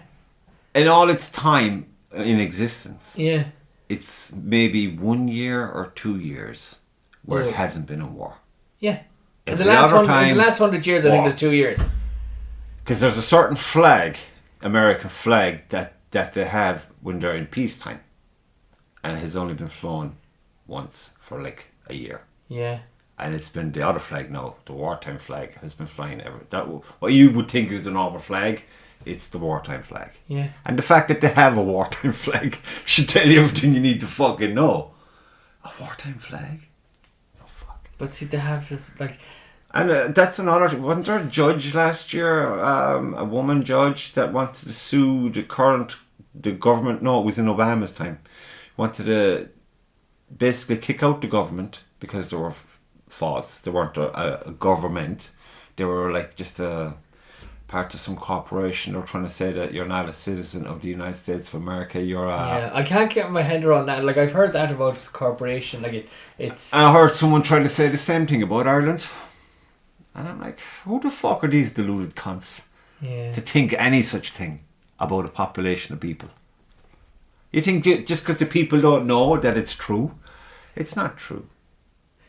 All you see, if they had to send their thugs to your home, armed thugs, and you're under this impression, well, they took an oath, keepers of the peace and all of that jazz. But that's all horseshit. It's their actions. It's like I keep saying, this is my safety clause when it comes to politicians, because you know for a fact you can meet the nicest of people. Don't listen to them. Look at them. Look at what they've done. Look at what they've okayed, and that's how you judge them, not by what they say, but by what they do. Well, here's one for you, not right. Going back on the politicians, and the word whip. 1 sec, I kind of whip myself. I'm drinking like a motherfucker. Like I said, I started with 3 coffees before I left the house. He's back in Connemara. He's in Galway West. Eamon O'Keefe. He's actually De Valera's grandson. Alright. I didn't like De Valera. I didn't like De Valera for what I know, which is limited. But yeah, look at the when you look at the story that I was handed, I was like, he's a baddie. But have you ever heard of De Valera's brother? No. De Valera's brother was he was a big doctor in, was he Black Rock down that side, and he was involved in the what's called the mother the Marks and Laundries. Yeah. He was involved in child trafficking. They're all at it. So all the children that went to America, they were adopted in America, which is child trafficking. Yeah, of course it is. He was involved in it. Dev's brother. So they're Americans anyway, aren't they? The De Valeras? They're born in America. Yeah. But so Eamon O'Queeve over in Connemara, he disagreed. I think it was around the time of the it was something to do with Loch Corrib or something. It was to do with fisheries or something like that, and he decided to take a stand. Right. And he voted against the government, or was about to vote against the government, and he lost the party whip. And the party whip is, you vote, like whatever bill is coming up, you vote with the government. If you're Fianna Fáil and if Fianna Fáil introduces a bill, you have to vote. If you go against it, you're out. Yeah, well, you lose the whip, so you lose confidence in the party. That kind of, and like you're basically you're out. Yeah, well, you're shoved to the side. You're put in Coventry. You know, so he had his chance there. And he could have made a stand, and he could have fought for what he believed in instead of shouting about what he believed in, but then backing down. But that's what I mean by the individual. Yeah. Against the machine. Yeah. It's you're at nothing. They can, but like if you don't know what they. But if he made a stand, like that's infectious because other people will say. And you know what else is infectious? Once he makes you stand and he gets fucked up, found dead, hanging in a tree. Ah, well, like yeah. Look at the guy in England who sent in the report about that war they were getting into, saying it was an illegal war. That was Kelly. And he was found hanging in a fucking tree. Suicide, my hole. Suicided, yeah. So it's like that's on a bigger level. That's on a global level. But it's here. They're playing that shit on every level. Oh yes. So it comes back down to what kind of life do you want to have? Do you want to be that insignificant sacrifice? Because that's all you will be, unless you have an army. Yeah. And if you look, I'm not just judging shit or anything, but looking at the way people are today, I don't see many people wanting to be fired up to fucking organise and, you know. There's a movement. There is a movement it's gaining traction. Yeah, but what movement is that? Because you have opportunity in every fuck up, and you've fascists creeping into the country. Well, who are the fascists? Well, there's a number of them. I'm not going to name names unless they're here and they can defend themselves. What is fascism? When you bring it back to the brown shirts of Mussolini, right? The guy who was arrested, was it today or yesterday in Canada? He's an English lad. Tommy Robinson. He's involved with them. With fascists? Yeah. Well, that Tommy Robinson, right, was the man that, say, Rotherham City Council in the north of England was all Muslim. Yeah. Okay? And there was a Muslim grooming gang in that town that went about and raped so many kids. Right. Okay? And Tommy outed them. Oh, what's Tommy? Is he a reporter? Tommy he was a very, very wealthy man. He had his own businesses. Right. And he went after the establishment. All for the protection of children. And who's he associated with? Well, he's associated. Was this just Tommy being Tommy? Well, he was arrested because if you go into Canada's a communist state now. That's fucked. It's fucked. Yeah. Like they're woke as fuck. Oh, stop. Justin Trudeau. How he's not in jail? How is he not in jail? Sure, if you jail him, you jail a whole lot of them. Well, you should do. Yeah, but like Fidel Castro's son. That's who. Like that's like if you put a picture of him with Fidel Castro, they're the fucking image of each other. His mother was in Cuba at the time at that time when he was fathered. Really? Yeah. Just look at them. Try not to. I'm telling you. He disgusts me. DNA does not lie. I'm telling you, like, he's a little Castro, and he's been in like himself and Macron. They're like I'd say they've been caught kissing. Like stop. Sure, I heard now that I'm here. This is why I have to shut the door on a lot of shit. Are you fucking kidding me? They're saying Macron's wife now is a man, and Obama's wife is a man. Sure, Big Mike is a man. Obama's wife. Jesus. Well, Obama's man. Well, whatever. But it's like she was on Ellen DeGeneres, right, in a pair of white sweatpants doing a workout, and her block and tackle were swinging all over that sweatpants. That's just it. That's a man. It's just, look, it's gone. Sometimes you think things have gone crazy, and then you come across this stuff and you go, okay, this just too fucking crazy. But it's all there. Like, you look at Lady Gaga, right? But you need to be fucking, how'd you say, you go into the fucking water step by step. You don't dive right in. You could get shock. But it's all there. Yeah, and now I'm getting shock. But like, Lady Gaga's nutsack fell out from under her pants, or his pants at a concert. Really? It's there. I didn't know this. There's a lot I don't. I told you before we came in here. Look, I'm a fucking idiot. You're far from a fucking idiot. I'm just, you know. It's alright. You have to understand the elite and what, like, this, what you call it, raising kids as, like, say, raising girls as boys, raising boys as girls. Yeah. Megan Fox, one of the hottest women in Hollywood. She was in Transformers. Don't tell me she's a man. She has 2 kids, that, like, one boy, one girl, or whatever, and she has the boy dressing as a girl dressing as a boy. Really? It's there. Well, I don't really give a fuck about. I don't. You know what I mean? I don't. But it's waste my time on celebrities. It's rampant. Like, this gender, what do you call it? This cross-gendering, everything it's a fucking cesspit. I only came across all of this because I listened to a guy being interviewed, Jordan Peterson. Yeah. And he's a very fucking. I wouldn't like to go up against him on anything. He's a smart motherfucker. I haven't listened. I've watched some of his things, but like, he's very anti-COVID and all that kind of stuff. And like, was he a doctor? Was he? He was a professor of. He's Canadian, isn't he? Yeah. Was he an accountant or? Oh no, he's no accountant, man. He was silenced. He's not silenced either. They're trying to take his.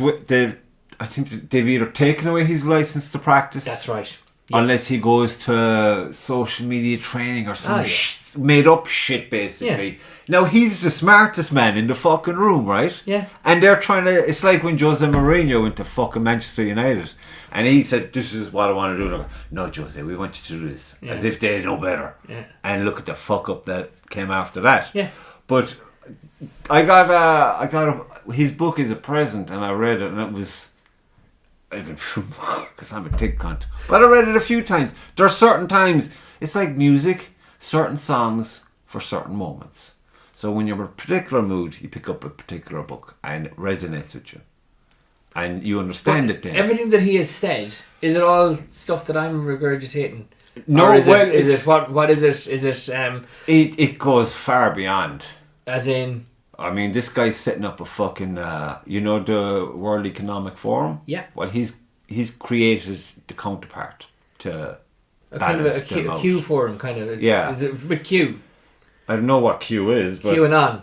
Whatever that is. The white hats, they would be the... What the fuck is that? I thought you were talking about shoes. QAnon. Well, they're the good guys. Okay, talk to me. Give me that. What is that? Who are they? Like, they're supposed to be, 13 generals in the army that are unknown, but they're the good guys. All right. And 13 it's generals. Yeah, something like that. There's a number of good people. Like, you know the way you have bad. So they're like the resistance, is it? Yes, but it's they're working underneath. They're working behind the scenes constantly.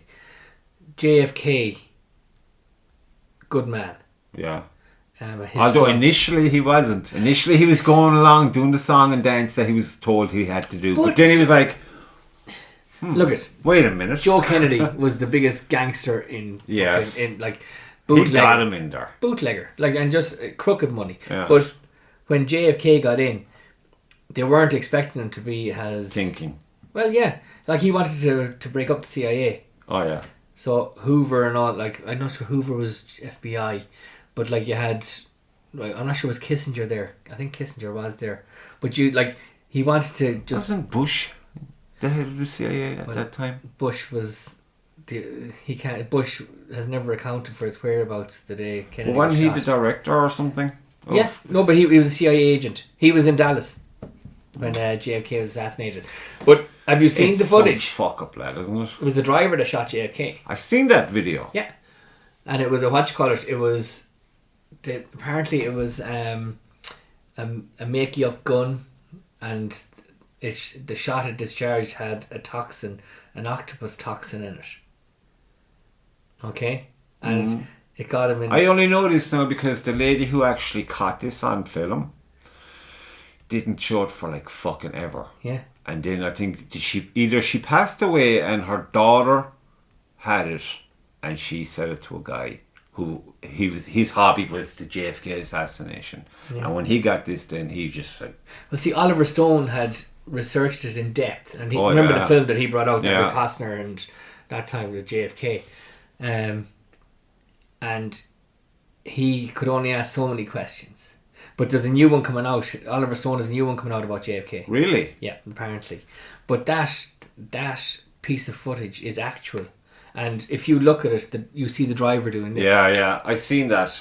And it was fucking clear as day as well. And do you remember in the film JFK, like the one that Stone had, they removed his brain. Mm.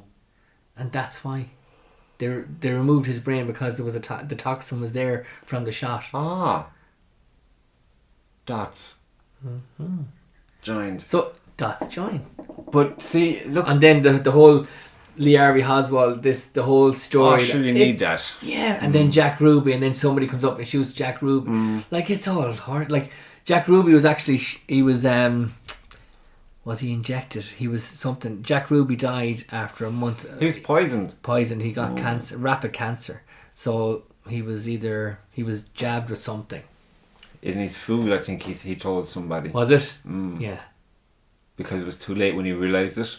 You know when you're not well in yourself. Well, once they had offered, what do you call him, Oswald, that was it. They had the whole communism link, because your man, who was your man? McCarthy. McCarthy was rampant that time. He was a senator in America, and he was going around naming communists. Yeah, Reagan was involved in it. He was an actor at the time, and he was dubbing in all the communist actors. Yeah, but like these weren't communists at all. It was just anybody who was going against anybody who was asking a question, and that was it. Which we have now, and like you're shouting. You had it in COVID. You're either a racist, a homophobe, transphobe, right, far right. What else? Far right. That's it.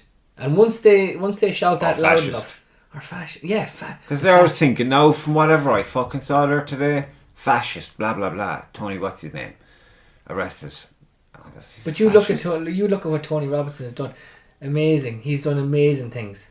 Have you seen any of the kind of vigilante guys that are going around? Vigilantes? Oh yeah. Well, there's stings in what you call it in England now is rampant. So this is all they're catching. It's I follow it on TikTok. So what happens is Muslim guys they're coming into the country or whatever, or else they're established here. So these guys, the good guys, are setting up fake accounts of 13-year-old girls.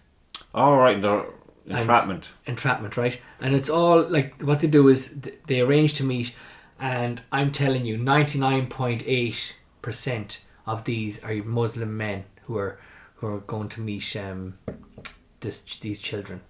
Okay.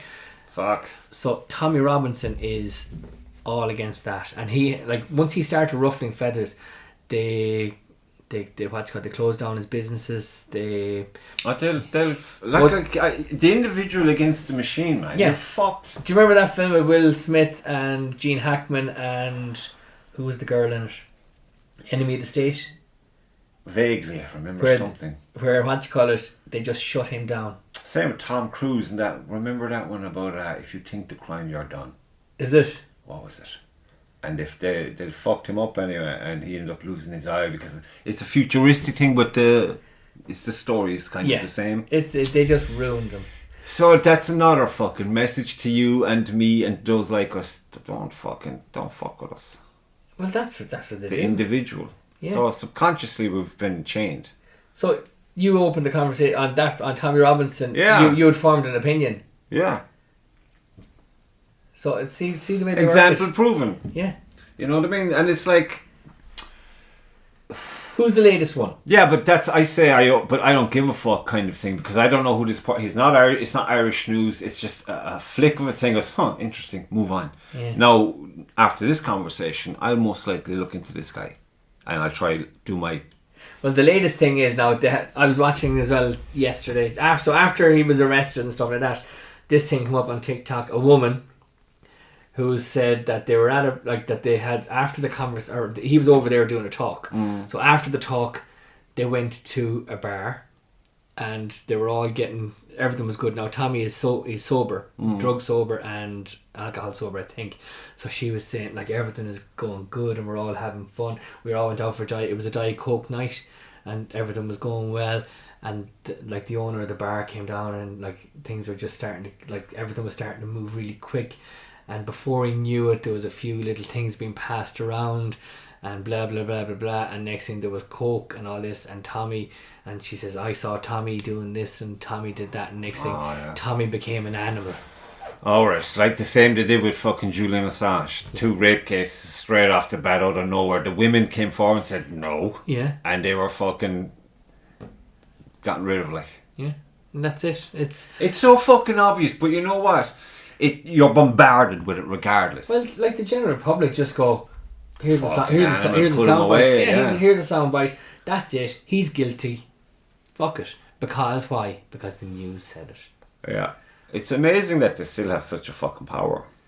Well, they own everything. Like, right. What was it again? Reuters is Jewish owned.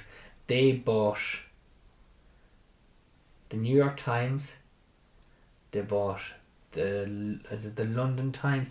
They bought all these newspapers in the 1800s. Giving them a monopoly, like. Yeah, like once you own more than one. Yeah, like once you own the major publications, the major black tops or red tops or whatever, you can print whatever you want. Yeah, pretty much. Because we'll give an apology and it's hidden in a page. And that, like, legally though, that's what they get away with. But that's slander, or that's if they're caught out. Okay. Sure, look at the fucking bullshit that went on in England there for years before the whole COVID thing about the media, and Hugh Grant was spearheading it. And it was like, you know, fucking shit they get up to, like breaking into people's homes, going through their bins. Yeah, news of the world. Fucking trash. It's just disgusting. Mm-hmm. It's a crazy fucking world, a crazy time, and. But it's not crazy. It's corrupt. The only thing is, it's nothing new. That's the scary thing.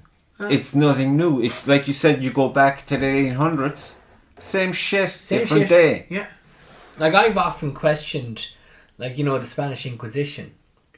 I question a lot. Like it took me ages. Like I can remember as a young lad wondering why did World War One start and World War Two, right? And like World War One, you were taught that it was the night of the long knives in Sarajevo when the Archduke Ferdinand was assassinated. But like you're thinking, how did that start World War One? Yeah, by taking out a Serbian duke. Or whatever, wherever he was. Like, it was in Sarajevo. So that was number one. But then they'll spin you everything that, what's called, the Kaiser was bad, Germany were bad, blah, blah, blah, blah, blah. Roll on to World War Two. And it was like Hitler invaded Poland, Hitler invaded Sudetenland, Hitler invaded Alsace-Lorraine in France.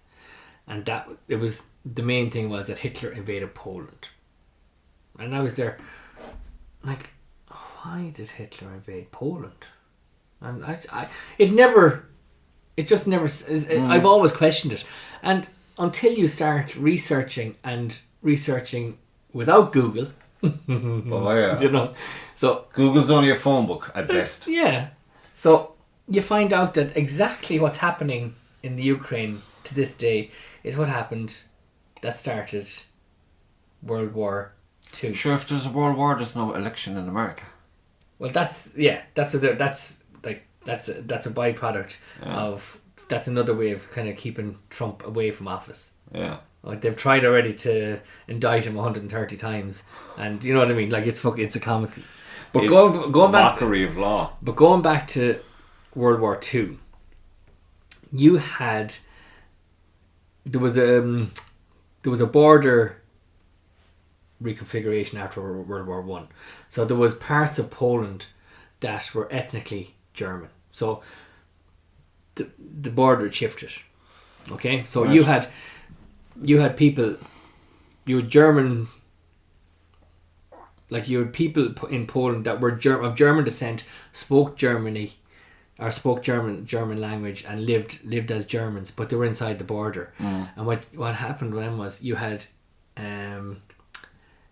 it was kind of like Bolshevik Jews within Poland murdering these ethnic Germans within their own country, right? And Hitler said, fuck this. I'm not like, he said, quit it. There's going to be hell to pay if you don't stop. And the same thing happened in France, in Alsace and Lorraine. They were Germans that were living in the French side of, they were just inside the French border. And then you had Sudetenland, which was Czechoslovakian. So these were all, they were kind of German enclaves. So what had kept happening in Poland was there was an ethnic cleansing. And it's exactly what's happened in the Donbass now with Ukraine. And that's why Putin has got involved. So the northern section, kind of northwestern section of Ukraine is Donbass, which is close to the Russian border. And you have Crimea as well. And they live as Russians. They want to be Russian, but they're inside the Ukrainian frontier or whatever. Yeah. So you have Kiev, and the government there have been bombing these since 2008 and starving them and murdering their own people. Yeah. Plus, there's another side story with Ukraine. Like it was the child trafficking capital of the world. It was the organ. Well, when they said it's the breadbasket of the world, get the fuck. It was though. How is one country able to be the breadbasket of the world? Is it the biggest country in Europe? I think I'm an ignorant idiot. Landmass, yeah, it's huge. But see, but I thought Russia was meant to be like rich beyond belief in Russia fucking is resources. It is, but what you call it? Ukraine. Oh, Russia's not playing with the rest of them. Yeah, Ukraine has been a corrupt nation all the time. I've heard this mentioned a number of times. Yeah. So, anyways, and that's going back to why Hitler invaded Poland. But you're never told that. Oh, sure. Look, did you see those fucking things?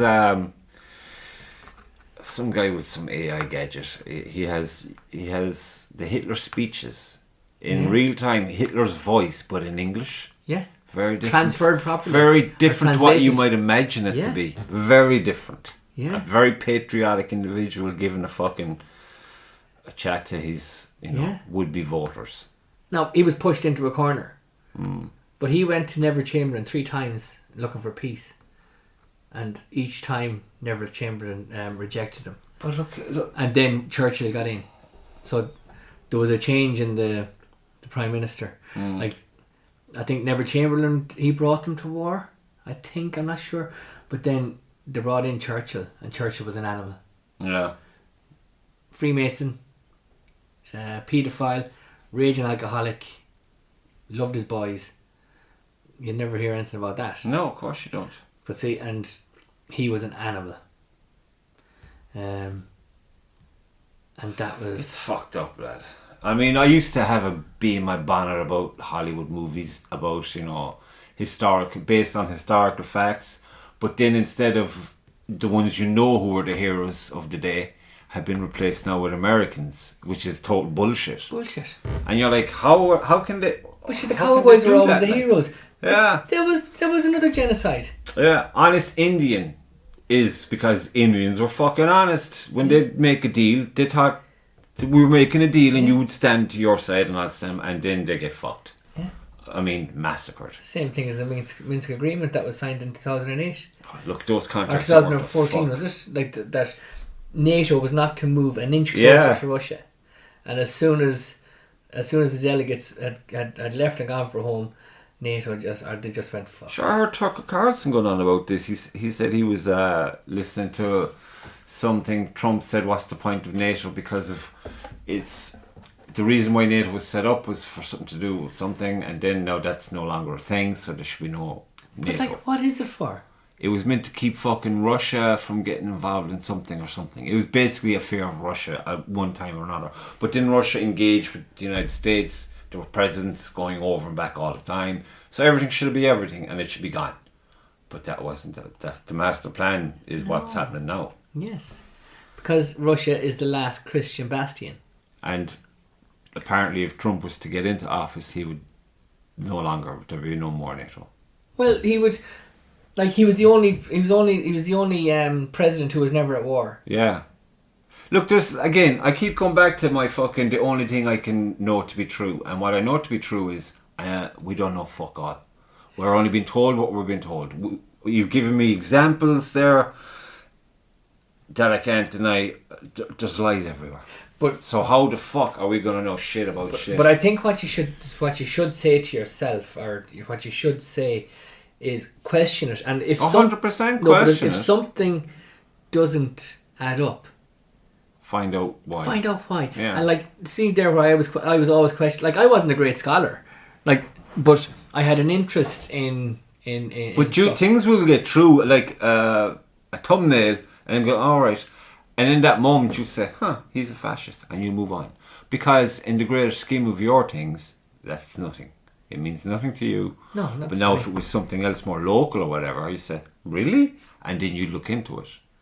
But see, this is what we're all guilty of. All these little thumbnails. You have a visual, you have the head. It's in your subconscious, and it's rooted there, and then it's built upon. Well, it's the whole American thing is what you call it. No matter if the person is telling the truth, if you have the counter argument, and if the counter argument are the power, the monopoly, and the cabal, the establishment, if they want is discredit, easily discredit. That's, you discredit somebody, and then like all you have to do in Ireland is just say that like he was fiddling boys. Do you know what I mean? Or else like he that let Sure, negative travels fast. Yeah, he took the the what you call it, the poor box out of the church. Yeah, like something like that, and that's it. Over there, smelly bastard. Yeah, do you know, like just discredit.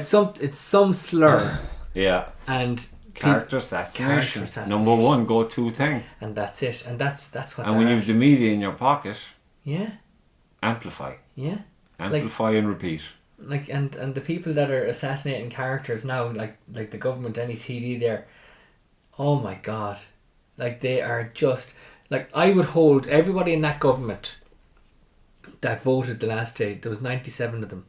They're all they're treason. Like, treason. Yeah, like they should be hung. 100% public hanging. Yeah, and that's it. But that's never going to happen. And you know, it's gonna get. I keep saying it.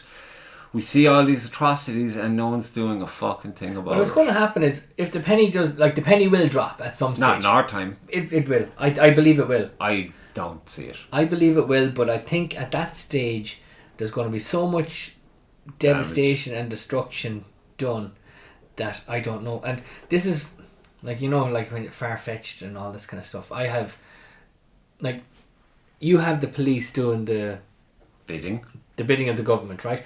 But like, every one of those cops have they have a soul, they have a heart, they have a brain themselves, and they're at some stage. What happens if there's a mutiny, right? And if the cops just say fuck this, or the army, and if they just say fuck this, like I'm not doing this anymore. It doesn't feel right. Do you know what I think? That's very optimistic of you. No, but like, it has to, like, you know what I mean? If there's any goodness in mankind... This isn't a thing that's just happened overnight. This isn't some quirky idea someone had. Well, in fairness, this thing has been going on for a long time. No, only since COVID. Like, it's only ramped up since COVID. It's ramped up since COVID, right? And that was a huge failure for them all, as far as I'm concerned. It wasn't a failure because they injected so many people. They've done a lot of damage. They've done a lot of damage. But still, and what they've done is, with COVID, though, like, COVID's main reason was to introduce vaccine passports. Oh yeah. There was population or depopulation was another thing. Like, there's going to be rapid cancers, rapid diseases, like sudden deaths, all this kind of crack. And the third thing, which was the most important thing, is to obedience. Have an obedient people. So if they have the vaccine passports for whoever was vaccinated, the obedience is there. Because we're going to see it again in the next... Like, Biden has already said it. Like, I know he talks to his arse and he's in the fucking manaz. But he has said there's going when the next one comes. Bill Gates has said when the next one is coming. How is that guy not arrested? It's only the good guys getting assassinated. So, you have... And then what was the other one? That's obedience. You have the vaccine passports and the depopulation. So, these are all... Like, this has all been done since 2019. Which is only 5 years. Yeah. So people like, they're in shock, and before that, and then you have this the gender ideology as well. It's just like we've pride. So in fairness, this year Pride isn't as visual.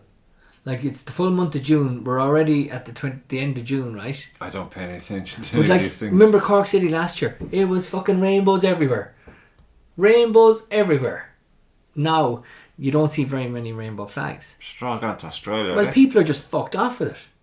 So, they're like, I was sitting down having dinner this evening in the Firgrove. Yeah. And it wasn't even 6 o'clock. Daytime TV, there was whoever was sitting on you had, you had diversity and another a presenter who I'd say is homosexual. So, and that, I'm not homophobe, this is just it. And they were interviewing Alan Hughes and his husband. Like, kids are it's so, they're trying to normalise it so much. You go into any library in this country now, and if you go into the under 15s, you'll see books there on fisting, anal sex. In a library? Yeah. It's there. Like, you can, any books, all about, there's anal sex. In Ireland? Yeah. In a library? Yeah.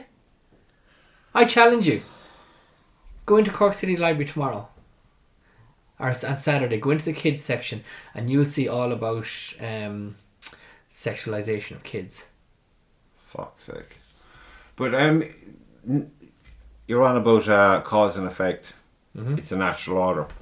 Where's the opposition to all of this?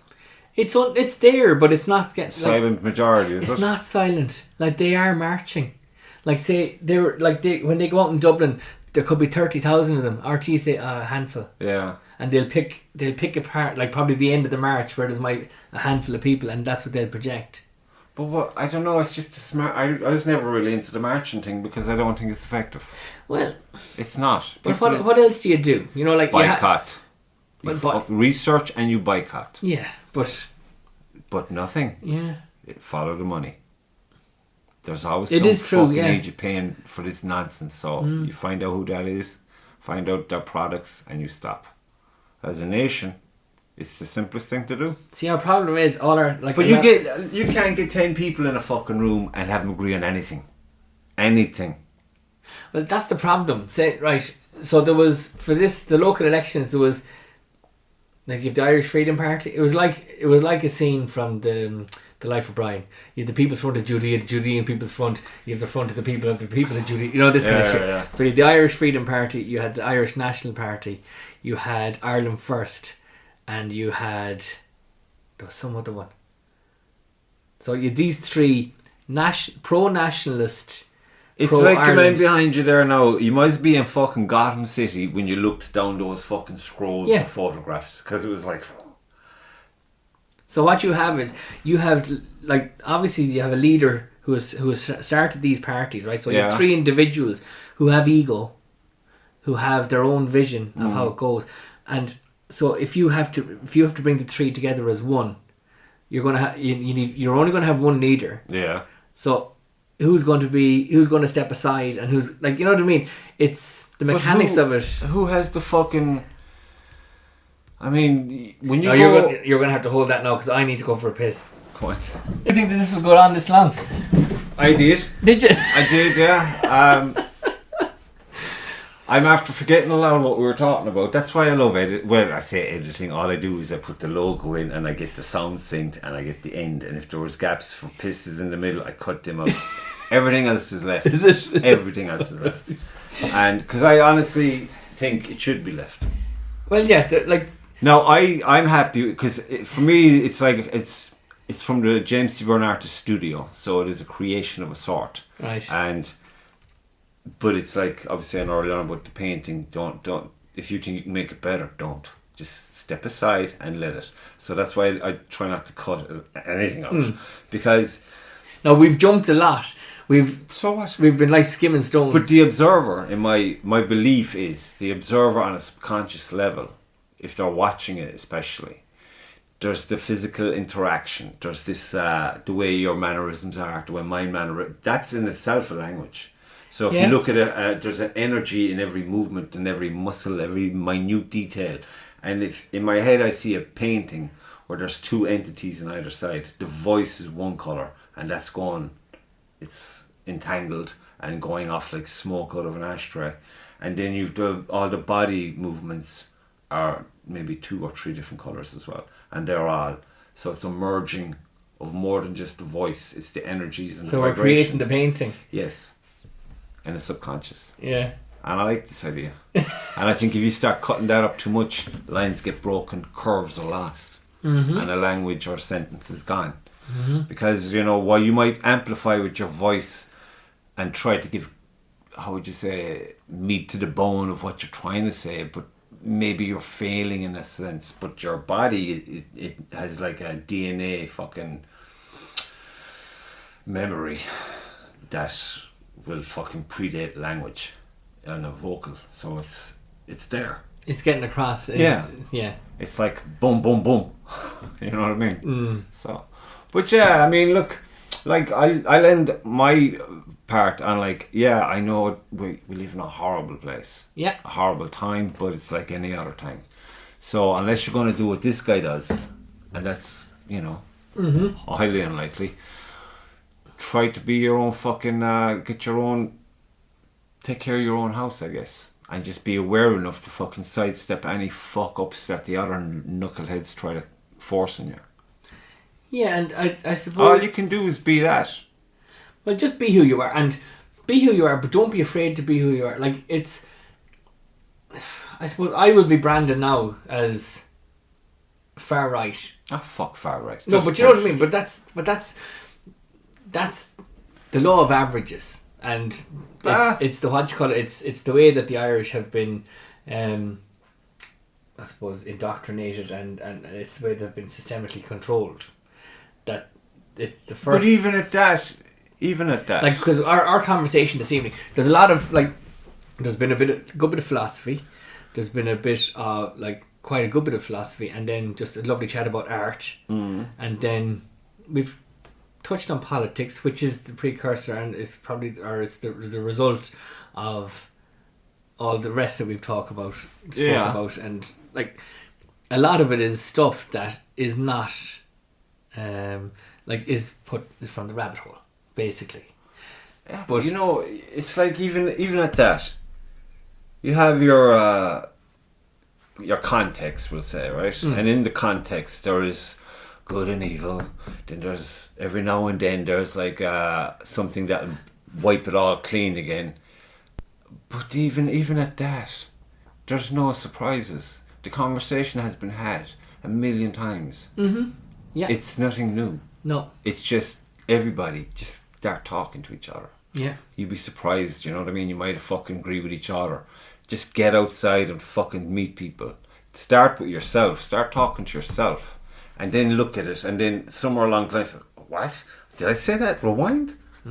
That's, I don't know. And then start with you, questioning you. I mean, you might surprise yourself. Yeah, absolutely. And you know? and I suppose when you bring that onto, like, that's yourself. Fix yourself first, or else just kind of not fix yourself, but just get out of your own way and just pretty much. And that can just kind of bring yourself forward. Yeah. And grow. Set yourself free. Well, yeah, and grow with yourself. Like, it's all about Don't growth. be stuck to any one thing. Like, fucking flow. You know what I mean? Flow. Yeah. And don't be afraid to try different things. If your instincts are you trust them, they won't see you wrong. Like, yeah. But then just before we finish as well, I do think that, like, say, there should be a degree in college for one's able to think for themselves. Well, I think college would only fuck that up. It would fuck it up, wouldn't it? It would fuck it up immensely. I think. Well, I think so. Plastering and stonemasonry, they should be. We should get a couple of eager beavers in. Yes. Every year, and they'd have a whale of a time, wouldn't they? Oh, absolutely. They would like sore fucking back as well. sore back, sore arms, and everything. But here's one for you. And as well, you're saying there for archery, for your... Oh, yes. Castor oil, my good friend, is... Have you heard about castor oil? No.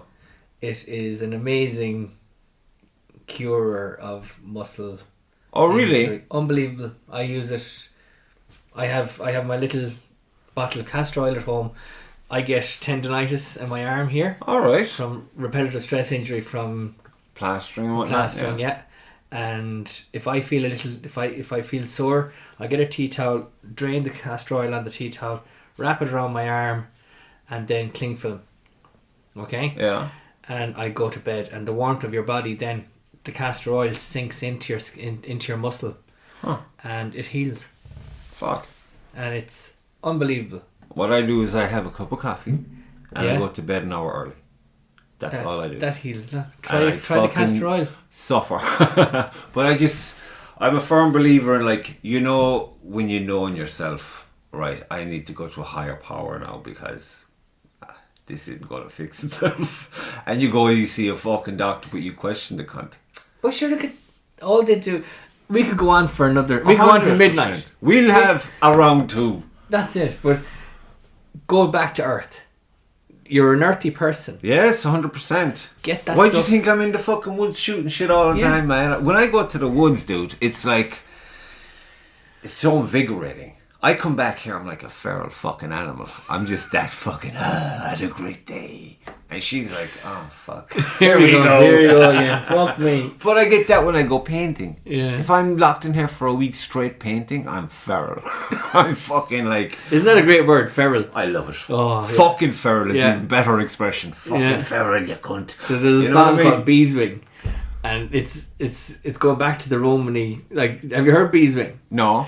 But like, it was about a guy who goes, he meets up with a girl, and she's a traveller, right? And he's normal. He's settled himself. Yeah. And he just goes, there was animal in her eyes. All right. And that's like the same thing as feral, but just that was his description of her. To be wild. She couldn't be nailed down. Yeah. Yeah. But there's a lot of fucking cool people in history, like writers and whatnot, who are this way. And artists, they're all fucking mad. Well, you have to have your own little angle, don't you? You do. I take fucking words and I change them. It's like, well, no, I spell it a little different. Because that's the way it's going to be now. Okay. And even in conversation sometimes, because this is one of the things I've learned. Did you write the American Dictionary? No, but when I started doing this and I started looking back when you'd be editing it, and then I might get a string of words together and I'm like, Jesus, what the fuck does that even mean? But it's like the same when you're painting things. It's like you'll take a thing and you'll change it to the point of where you can nearly take ownership of it. So you can do what you want with it then. There's like an arrangement. So your own little patent. Yeah. Yeah. And fuck everyone else. This is mine. Well, that's the case anyway. Yeah. You don't paint for anybody but you. Yeah. And even at that, it's a bit of a leap. 'Cause like I said, when you get into the real part of it, when you go into the uneducated part of it. Well, when you get into the commercial side of it, you're gonna like it's just kind of mass production, isn't it? You kind of lose. I actually tried to think about. I thought seriously about doing that because my A plan was to make a living as an artist. Yeah. But I couldn't stand the people I was meeting. Yeah. They were just cunts. Well, they were just like. You know the old story about laundering money. Art is the biggest. Yeah. Accommodation for that. Yeah, so you could bring that in. A valuer can just come along and say that's worth 2 million. Yeah, that's all he has to do. That's all. And then, I don't bother with that world. Yeah, I paint because I have to paint. If I don't paint, I'm not nice. I'm not. Even when I used to be beating the shit out of the guitars and writing my songs and singing like a loon. The father described it once as a battle cry. That's not singing, that's a fucking battle cry. It's just, you get so into a thing, it's like, it's unexplainable nearly. But it just fucking, it takes you away. And it's fucking, you want to stay away. So when you come back, you might be down. Your own little oasis. You might feel deflated for a few weeks once you finish the body of work or whatever. And it's kind of hard to get the energy. I mean, the motivation, the want is there, but the energy is just some fucking bait. Well, that's why when you're at working stone all day and everything. Well, yeah, but you gotta... Life as well. It's easy to come up with excuses. It's very that's true. Easy. And I've wrote the book on excuses. But if I'm not going to do... I usually have a plan A, B, and C, and so on and so forth. Lots of them. Right, if you're not going to physically go into the studio and physically paint, at least pick up a fucking pad there and start doodling or writing shit, ideas down, or watch or have a thing on YouTube while she's putting the kids down for half an hour. Just watch a documentary about anything, and while you're watching that, be doodling. And just, if nothing happens, right. But then you could look at that 6 months later. It's still productive and positive. And it could spark something, you know what I mean? So, but then it's like, the seasons affect me. The changing of the seasons. I'd say the bloody moon would affect you. Dude, does. I'm very, very much this way. Yeah. Fucking physically I'm affected by this Well, stuff. see, I've, like, since I met my partner, now I'm burning sage, like, I've like, holy wood. I used to do candles a lot, but with the kids now, forget it's too dangerous. That's really, that's good. But it's like, I'm going further and further into my head for all my comforts. I could be very frugal, you know, and no problem. But then you realise, oh well, you have responsibilities now. You have to fucking do X, Y, and Z. But I'll do this. For me is like going to a fucking rave. That's inside. I just feel like, great. Had a great conversation. Don't know what we talked about, but I can watch it tomorrow and it'll be okay. There's nearly, what is it? There's nearly 3 hours of it. We're clocking 3 hours, 4 minutes. But hey, cool. We should definitely do it again. We will. Talk about Shannon. Shannon. Oh, look at it. It's... I can't wait. It's beautiful. It's an adventure. Because I went up to Dogs Bay last year. Up in Roundstone? Yeah, dude. Did you get parking? We did in a field, in a farmyard. The farm. He's an entrepreneur. I give it a place to go, and it's nicer. But we actually stayed in Galway. Yeah, travelled out. And we went up. But I wasn't aware where the fuck we were going It's at an hour all. and a half. I was just captivated by the landscape, man. Yeah. I thought I was looking at the Alps at one stage. It looked that magnificent. And then we went out kayaking in Dogs Bay. Oh, you got kayaking? And I went out that long now, I can tell you, because the brother had a sea kayak and I have my normal kayak. Yeah. And it was a little bit choppy, not too choppy. I mean, I'm not great with going into the ocean and shit, but he said, we'll just stay by the coast. I goes, what? So we're going out, and the beach is very small now at this stage, and for some unknown reason to me. And had your life vest on? Yeah. But what came into my head was that fucking cello. Dun, dun, dun, dun, dun, Oh, dun, dun. And I was like, shut the fuck. I started having this fucking argument with myself about a fucking cello. And then it was like, nah, turn around. I'm going back in. I bolted back into like a speedboat, man. And when I got in there, I was like, fucked. But I was happy I was on the sand, you know what I mean? Once something like that gets into my head when I'm out there, I'm very, very... Because I'd be watching... between monkeys and sharks now. Not good. And whales. Well, did you see that meme with, with all the refugees coming across on the channel on the rubber boats? No. And then the meme is, remember Roy Scheider in Jaws? Oh. The guy with the glasses. Yeah. And he goes, we're going to need a bigger shark. Yeah, there's some funny fucking memes out there, lad. And they're like, they cover some ground, memes. Yeah, well, they're faster than any fucking they're out form like of, that. Yeah. Like that. They're like, it's just some See, guy. the funniest one I've seen, right, was when Anthony Joshua, is it Anthony Joshua, the boxer? And he was fighting Ruiz. Oh, David Ruiz, when he beat him. And when Ruiz beat him, or when Ruiz beat him. Yeah. And he hits your man, right? Yeah. And the fight, it continued on, but it's like there's another Anthony Joshua just standing there dazed, like a ghost figure, and the fight's still going on, and then he just leaves and he's in the airport. And this is all like 60 seconds kind of thing, But it was so fucking well done and so quickly done. Yeah. I don't think the fight was even over when this thing was going around the place. Unbelievable. What I mean? And I thought that is an art form. They're so creative, like very. Yeah. But this whole fucking. But it's comedy creative. Like it's catchy. It's very quick. It's funny. But it's so quick. And come here, do you watch, like saying the 3 books left, or do you watch any of their podcasts? Or I'm very slow to get onto anything. You know the guy. I try to keep untouched by as much as possible. Yeah. Yeah. Well, I listen to this, like they're Mayo lads, and everything's about Guinness. All right. And like, or cunts. So I might have popped. He's the big beard, so he kind of go like this. He'd have a toilet roll holder. I spy with my no, eye, and he'll go, cunt. I started one today actually. I what's his fucking name? The guy who does all the voices on the morning breakfast show with Ian Dempsey. Oh, Rosenstock. His podcast I listen to because I like him. Yeah. And he tends to give you ideas for other podcasts to check out. Okay. So if I'm listening to him, and he had a crowd on today from Cork. They're called Red Raw Podcast. Okay. I said, who the fuck are they? So I went into my Spotify, I found them, and I followed. I said, I'll check that out later on. And I started listening to the first one. And I don't know, is it the familiarity of the places to talk about or whatever, and the time that they were growing up or whatever. They hooked you. Yeah, but they're funny. Yeah. It's a fucking your one is hilarious. I think she's a comedian and he's like an Olympian. He won some medals in the Olympics for fucking something. It's not your man, the rower over in Skibbereen.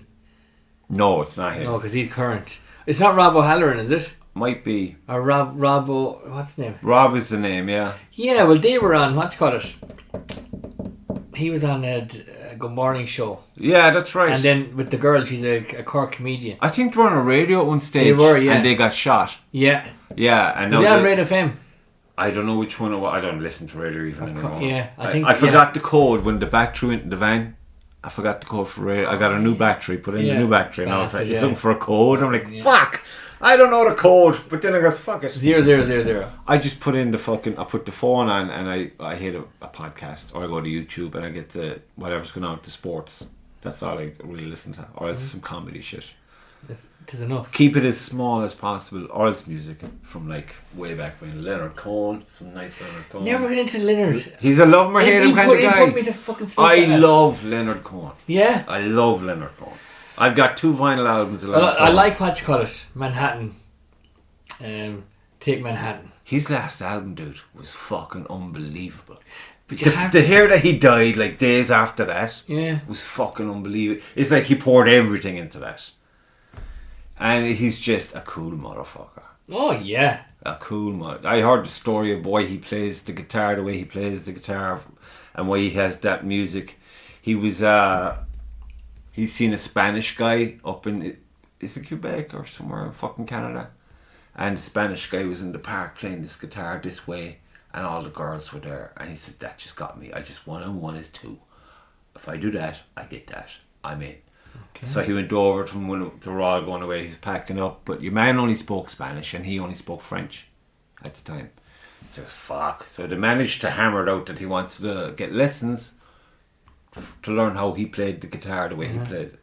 And he gave him some lessons. He said it went on for weeks where he just couldn't get it. And then he said he got it one day.